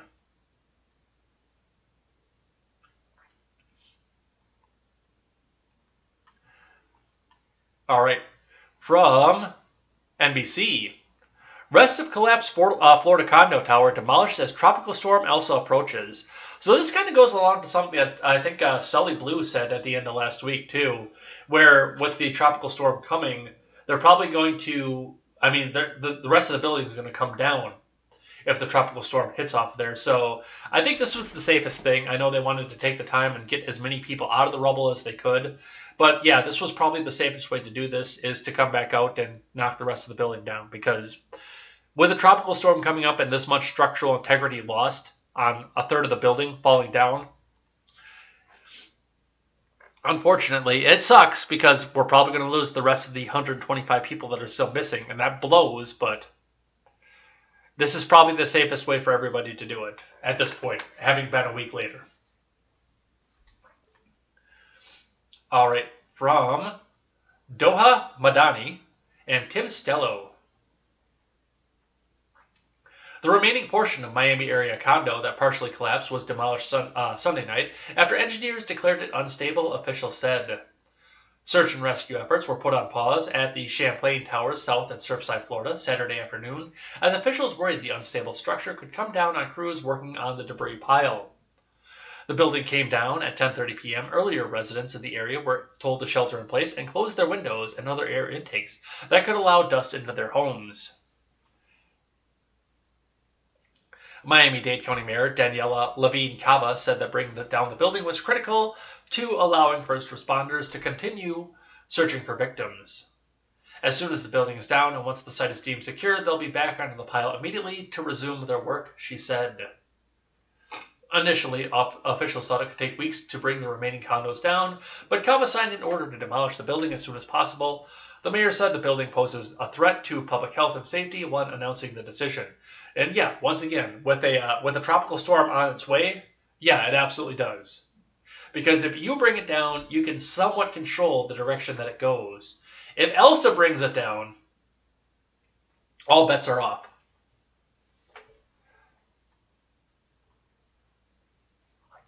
Ron DeSantis said the state will pay all costs associated with the demolition. The city is using a method called energetic felling, which uses a series of small detonations and relies on gravity to bring the structure down, Cava said. It should also hopefully keep the collapse contained to the building's footprint, though nearby residents will be given advance notice so they can remain inside with closed doors and windows to avoid possible debris filtering into their homes. They will also be asked to turn off their air conditioning and prevent dust from entering, according to Cava. Champlain Tower South unexpectedly crumbled more than a week ago, and as of Sunday there were 24 confirmed deaths and 121 people still unaccounted for. Out-of-town crews, including search and rescue teams from Mexico and Israel, were brought in to assist with the effort and recover and identify the people who are still missing. So, Fs, throw those Fs up for the people whose lives we were lost in this collapse. Right before the next certification. And yeah, this is probably the safest way to do this. So we'll see with that. All right. From Anthony Wheaty over on Twitter, Ohio judge threatens a man with 5 years probation instead of a year if he does not get the Comicoof jab in 30 days. The judge said he's doing his part to get the community closer to herd immunity, which has absolutely nothing to do with a trial over guns or drugs. Let's listen.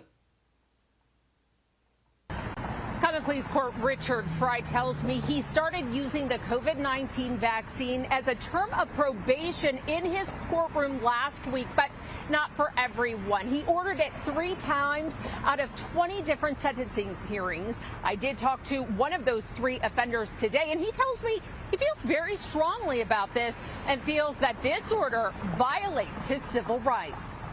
What happened? 1 week to the day. The case was about a gun charge and some drugs. Franklin County criminal offender Sylvan Leibt tells me he stood before Common Pleas Court Judge Richard Fry. I know Judge Fry's reputation. I know he's known for giving people max time, jail time, all that. I don't want to go to jail. I don't want to have 5 years probation. Leibt thought his attorney struck a deal with prosecutors to 3 years probation. But during his sentencing hearing, I was stressed out right then. I didn't know what to do. I was very much so put on the spot. Leibt said the judge told him he'd give him the 5-year max unless he got a COVID-19 vaccine. With the shot, Leibt said his probation would be cut down considerably to just 1 year. I'm shaking at this point. I don't really like where this is going. In the moment, Leibt agreed. Now his terms of probation state he must get the shot in the next 30 days and provide proof to the probation department. He has your future in his hands. Do you feel that's an overstep? I feel like it is an overstep, especially when he asked me would I get it, and I said I really don't want to get it. I spoke with Judge Fry by phone. He tells me of the 3 cases in which he ordered COVID-19 vaccinations, none of the offenders. So, can we all agree that this is kind of sick, actually? Coming out here to tell you that you will go out and get something for a probationary purpose. I don't like any of this. Let me turn my camera on, I suppose. Yeah, this is just... It's draconian. And they're doing everything they can to try to get this back out here. But yeah, the state should not be offering a sweetheart deal like this to come back out. This is beyond the reach of any state or constitutionality. And I would bring this one up to the Supreme Court. If you go to do something that's completely unrelated to the crime in order to reduce a probation, is that constitutional? I don't think it is. So, let's read here from the New York Post. Because this isn't the first time this has happened either, by the way. Ohio judge requires COVID vaccine as part of probation. From Mark Lungarello. An Ohio judge will require some criminals to get a coronavirus vaccination as a condition of probation, local report said. It occurred to me that at least some of these folks need to be encouraged not to procrastinate, Richard Fry, a judge in Franklin County, told the Columbus Dispatch. That's not your job, and that's not why you're there. One order posted by the newspaper shows a man was required to share proof of vaccination with the probation department within 30 days to assist with his ability to gain employment. I think it's a reasonable condition when we're telling people to get employed and be out there in the community, Fry said. The judge said he's only ordered 3 people to get jabbed out of 20 who came before him for sentencing last week. According to the report, none of the 3 expressed religious or religious opposition, the judge said, but at least one of the probationers isn't happy. Well, none of them should be. Sylvan Leibt, reportedly convicted on weapons and drug charges, told WSYX he was given the option of 5 years probation or 1 year with the vaccine. Everyone had this look on their face, he said, according to WSYX. I broke character and I asked my attorney, can he do this? He said he expressed hesitation about the vaccine to the court. I know he's known for giving people max jail time. All that, Leibt told TV station. I don't want to go to jail. I don't want to have 5 years of probation. Yeah, with a guy that's come out and he's known for, like he said, like he's known for putting people in jail. And now if he's not going to put him in jail, then he's going to use that as the bargaining chip. Otherwise, you're off. You're going to jail. And yeah, I see in the chat, Judge should lose his job. Yeah, he should. He should. That guy should be disbarred. Not only should he be debenched, but he should be disbarred. Because you clearly don't know the laws that you're there to judge. If you think you can get away with that. All right. From Thomas Massey tweets this out yesterday, which I thought was interesting. I've been contacted by members of our voluntary military who say they will quit if the COVID vaccine is mandated. I introduced H.R. 3860 to prohibit any mandatory requirements that a member of the armed forces receive a vaccination against COVID-19 and now has 24 sponsors. And he was getting dragged over fucking Twitter on this one. So let's look at a couple things that go along with this. First and foremost, military members can't quit the military, and that's AWOL was trending. That's the only reason I actually knew this was going on, is because AWOL was trending yesterday on Twitter. And when you look into it, you realize the fact that, yeah, I mean, if they go up and quit, they're going AWOL. And that is a crime, by the way. So if they're just going to go AWOL, then, yeah, they might as well go to jail and find a judge that's going to order them to get the vaccine anyway. Look at that.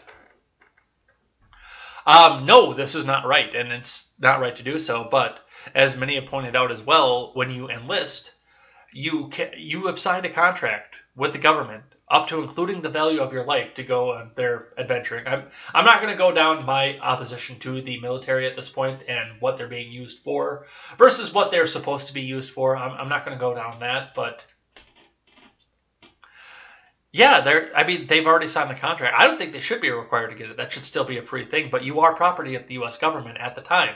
For the time you are under the contract. I've heard of people getting fined for getting a sunburn for damage to government property.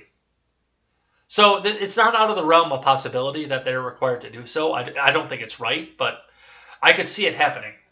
As far as Massey goes, and somebody else in the comments here pointed this out, that yes, I mean, as an officer, you can resign your commission, but the enlisted have to wait till their contract is up, or already have 20 plus years in for retirement.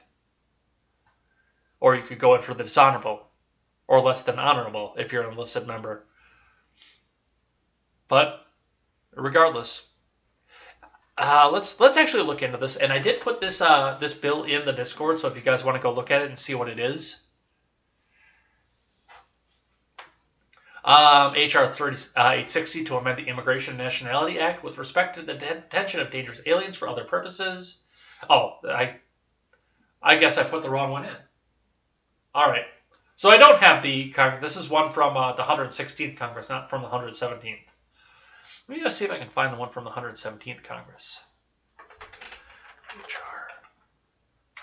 60.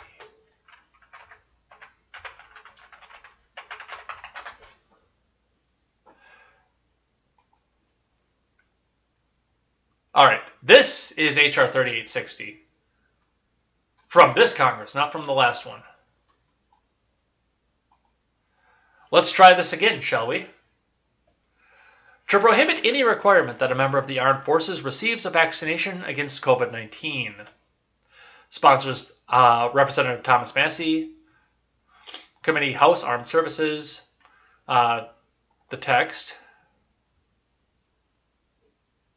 As of 7/5/2021, text has not been received, so we don't see the text off of this. Actions introduced in House. So not much going on here, but the title tells you what it is. To prohibit any requirement that a member of the armed forces receive a vaccination against COVID-19. I'm sure by the time it's done, it'll be 575 pages of legalese. But yeah, that's what they have here. It's just been introduced at this point. So yeah, there's that. From the Hill. We're almost done, guys. 39 tabs. We're on the last 6 right now. We're almost there. Let's get her finished. Pennsylvania state lawmaker briefed colleagues on his plan for election audit report from Carolyn Backel over at The Hill. A Pennsylvania Republican state senator held a private meeting Wednesday with colleagues regarding his plans to launch an election audit in the state, the Associated Press reported. Doug Mastriano, an ally to former President Trump, spoke with colleagues about having an election audit in Pennsylvania similar to the one held in Arizona. Arizona State Senate issued a subpoena to assess millions of ballots and ballot machines. Mastriano went to Arizona in June just to see its audit for himself, according to the Associated Press. The AP also reported that he reached out to a law firm based in Philadelphia regarding the legality of the Senate Republican caucus using money from a private nonprofit to pay lawyers and consultants as part of an investigation into the results of the 2020 election. In a letter dated Tuesday and obtained by the Associated Press, lawyer Bruce S. Marks said, "While we cannot predict how the Pennsylvania Supreme Court would decide the issue, in our opinion, to a reasonable degree of legal certainty, Pennsylvania law does not prohibit a caucus or committee from accepting or benefiting from such financial support." Marks confirmed to The Hill that he wrote the letter. So we'll see what happens with this too. And okay, I do want to point a couple things out with this, and I had the discussion with my friend Seawall, who is going to be hosting the show on Wednesday, by the way. I'm a little scared, I'm not going to lie, because he's considerably further to the right than me, but he still is a good guy, so do give him the same respect that you give me. Actually, no, I take that back. Give him more respect than you give me, please. Please do that. But I tried to explain, and the question was, would they impeach Biden over this? And I was 50-50 over this, because I don't know if they would.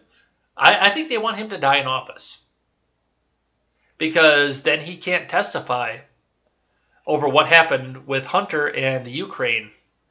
And I think that there are a lot of people in our government right now that had their hands in that cookie jar because he was honk elected after everybody dropped out on Super Tuesday to pave the way for him to crush Bernie Sanders and become the president of the United States, honk.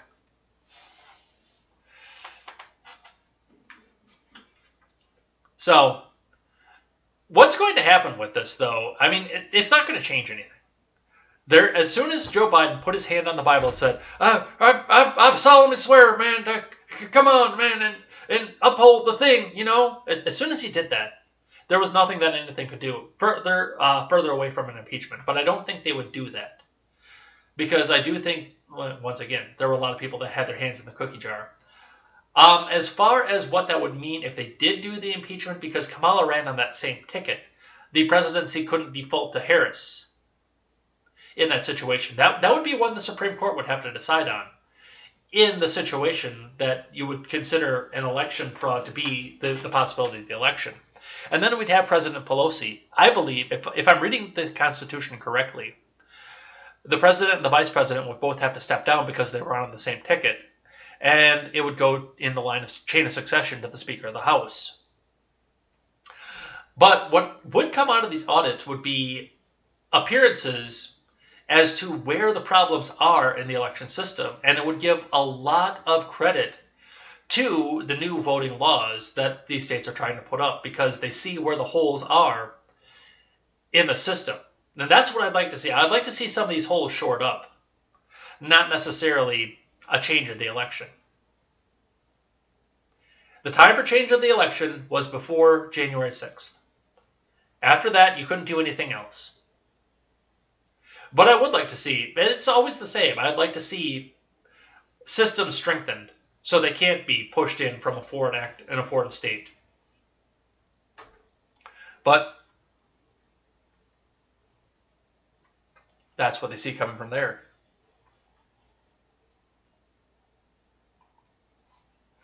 Justices Gorsuch and Thomas called to revisit landmark First Amendment case, New York Times versus Sullivan. From Ariana DeVogue. Justices Clarence Thomas and Neil Gorsuch on Friday said the Supreme Court should revisit the breadth of the landmark First Amendment decision in New York Times versus Sullivan and explore how it applies to social media and technology companies. That 1964 ruling created a higher bar for public figures to claim libel and has been a bedrock of U.S. media law, but the two conservative justices said it's time to take another look. Since 1964, Gorsuch wrote on Friday, our nation's media landscape has shifted in ways few could have foreseen. He added that thanks to the revolutions in technology, today virtually anyone in this country can publish virtually anything for immediate consumption virtually anywhere in the world. Gorsuch and Thomas wrote as they dissented when the court declined to take up a case from the son of a former prime minister of Albania who claimed that several statements were defamatory in a book that was later turned into the Hollywood film War Dogs. Friday was the first time Gorsuch, a nominee of President Trump, joined Thomas's consistent calls to look at the historic ruling. Not only has the doctrine evolved into subsidy for published falsehoods on a scale that no one could have foreseen, but it has come to leave far more people without redress than anyone could have predicted, Gorsuch said. He added that previous tests courts have used seem increasingly malleable and even archaic when anyone can attract some degree of public notoriety in some media segment. Steve Laddick, CNN Supreme Court analyst and professor at the University of Texas School of Law, said Gorsuch's public move is a pretty big deal. Steve Sullivan provides crucial protection of independence of news outlets, whose reporting might otherwise be chilled even for accurate stories. If it were easier to sue them for defamation, Vladek said, the more justices who look poised to potentially revisit the precedent in the coming years, the more alarming Justice Thomas' previously idiosyncratic critiques become. All right, so there are a few things with that, and first and foremost, we do need to protect the press at all costs. Because otherwise I wouldn't be able to talk like AOC, Papi, and snap the fingers because I could get sued for libel or even slander because I do this, man, Papi. Because she actually doesn't have that accent. But it's funny because she tries to be this Jenny from the block kind of person, and we all know that she's actually from an affluent suburb out in Westchester. But, I mean, with that, it's as many people that have access to the printing press, so-called as what Facebook is, it would be interesting to see where the protections would go on at this point because, you don't want people to be slandered on Twitter, but you also don't want every single person who posts on Twitter to face a massive federal lawsuit. And I'm kind of interested to see which direction that they go. So that's what we see coming after that. From Politico,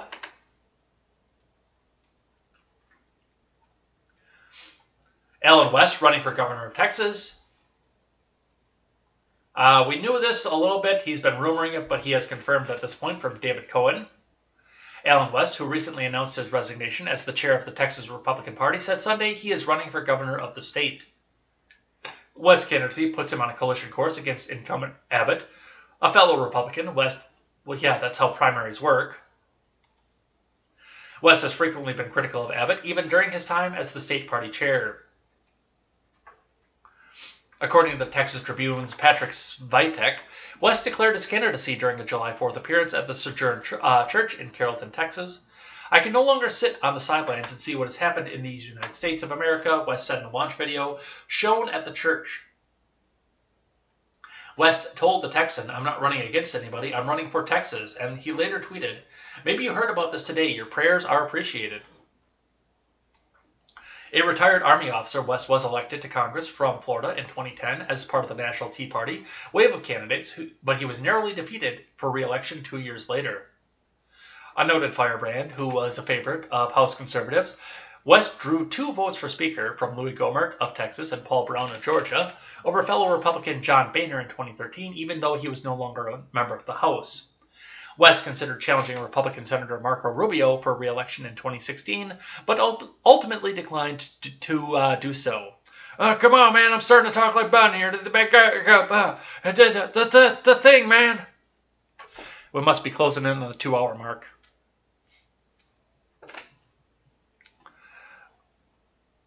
West relocated to Texas and was elected chair of the state's GOP in 2020 on June 4th. He said he was stepping down from his party's post. So, will he be a better governor? I don't know.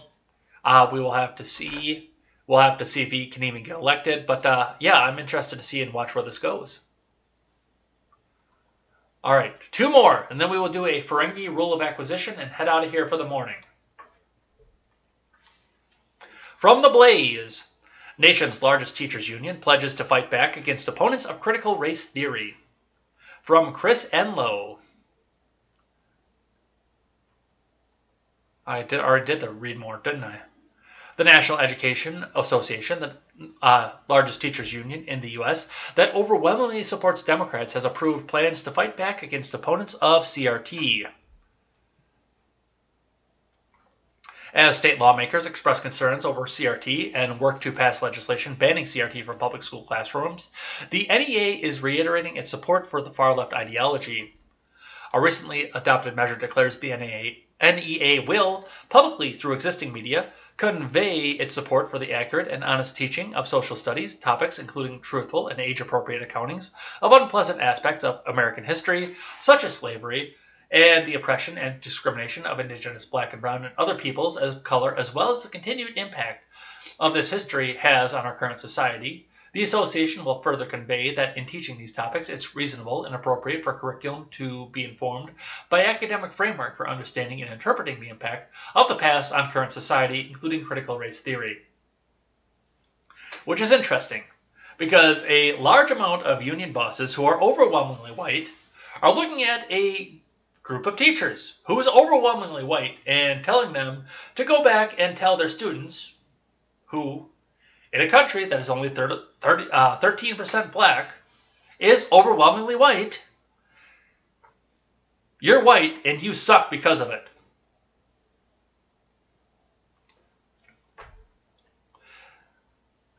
If you want to go back and read CRT on your own time, that's on you. They don't teach the Communist Manifesto. They teach what communism is, but they don't teach the Communist Manifesto in schools. They do it in colleges, because that's the only way that 45-year-old married college professors can get laid by 19-year-old students. But they don't teach that in school. They teach what communism is. They can recommend further reading, but to have this state-sponsored, no. I don't agree with this. Plant the seeds, give people resources that they can go and do education for themselves, but as far as what's coming out of the Board of Education, no, fuck you. You can't do that. Because you are essentially teaching a religion at this point. But this, I'm going to come out and say this. Do read CRT on your own time. Absolutely do. It's wild to see what they're trying to cram down as propaganda on our kids. It is wild to come back and see all that. So I do recommend that everybody go back and read CRT. Just, I don't want the state to teach it. That's the thing for me. I don't want the state to teach it. All right, last one. From ABC7 out of San Francisco. Target, Walgreens make drastic changes due to increase in San Francisco thefts. From Leanne Melendez. According to the California Retailers Associations, 3 cities in our state are among the top 10 in the country when it comes to organized retail crime: Los Angeles, San Francisco, and Sacramento. No shit, Sherlock. Already we are seeing the negative impact it is having on San Francisco, with stores permanently shutting down or closing early. It's become the most pressing issue in our city today. Target has now acknowledged that San Francisco is the only city in America where they have decided to close some stores early because of the escalating retail crime. For more than a month, we've been experiencing a significantly and alarming rise in theft and security incidents at our San Francisco stores, similar to reports from other retailers in the area. Target isn't the only store in San Francisco to make the changes because of continuous shoplifting. After 10 p.m., the 7-Eleven on Drum Street in the financial district only does business through a metal door, but first you have to ring the bell to let them know you're outside. This window was installed like 2 to 3 months ago because it was not safe. Sometimes they would break that glass of the door, explained manager Bobby Singh. We watched that stupid video. No, it's the full report, so we're not going to watch it. But yeah, we watched that stupid fucking thing. Is it the full? No, it's 33 seconds. Theft at a San Francisco Walgreens. You probably remember this video of the theft. It was caught on camera by ABC7's Leanne Melendez. It went viral last week. Investigators say Jean Romero hit the same Walgreens 4 days in a row. The San Francisco District Attorney announced 15 charges this morning, including grand theft, shoplifting, and second-degree burglary and robbery. Walgreens says shoplifting has been a factor in why several San Francisco stores. Yeah, there it is. Shoplifting, grand theft. It's not grand theft. It's only $1,000. It's under $1,000. It's not grand theft. And he should be fine.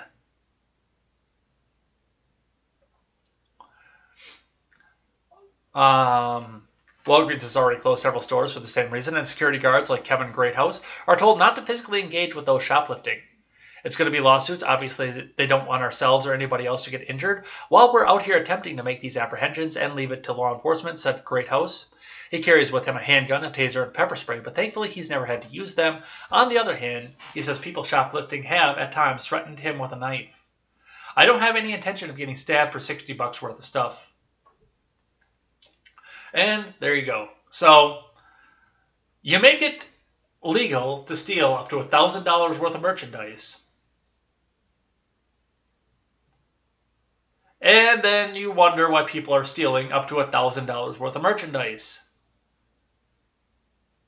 Good job. Good job. All right, last thing we do on a Monday is we go over the Ferengi rules of acquisition. One at a time. We've been doing this for quite a while now. A couple months now we've been doing this. So, we are on rule of acquisition number 8. Small print leads to large risk. It's an interesting topic to think about, and it's interesting the way that some of these rules really do work in a free market and even a non-free market capitalism. So, small print leads to large risk. There's a book that my ex-girlfriend actually recommended to me. So it's been on my reading list for 4 years. I haven't downloaded it. I haven't read it. I've just started getting back more into reading right now, called Terms of Use. And the most commonly lied about question in the world is, I have read and agreed to the terms of use of something. The book is a thriller talking about somebody who's basically, as far as I understand, given over into slavery because he didn't read the terms of use, and that was in the contract that he signed to go use some website somewhere. I do want to sit back and read it at some point, but that's one of the things. And it's the same thing with the high-speed quiet reading that they put at the end of some commercials, or the fine print at the bottom of the contract. And some of that can really screw you around if you're not careful and you don't read it. You should always know everything that you're signing and agreeing to at any point, but they'll come back in here with this juicy, lucrative contract that says, okay, you get to sell this much stuff to this person and make this much profit off of this. And then somewhere down in the fine print that says that you have to be selling this no matter how worthless the product gets for the next 3 years, no matter what, no matter how, marketing it actively and positively. I think there was an iCarly episode like that too, where they got a sponsorship from a shoe company that the shoe wound up being a piece of shit. So they just signed it because they were teenagers, which I believe in Seattle they wouldn't have been able to sign it anyway. But they just signed it because they were teenagers and they wanted the money, and they found out that the shoe was a piece of crap. So then the fine print says that they have to, under contract, say positive things about the shoe. So, they went on to the side of it and said, okay, well, look at what you could do with this. And, because there was the shoes were catching on fire, which means that you could use it to toast a weenie. That kind of thing. But yeah. If there is an excessive amount of fine print, always read the fine print, but also make sure that you don't go into agreements that have excessive amounts of fine print. If you can avoid it, stay away from those. Get into the agreements that are open and honest about what's going to be in the agreement. So, that's what we see. Small print leads to large risk. And that's what we're going to go with for that. Let's get out of here. All right, throw some music up, throw some music up, throw some music up.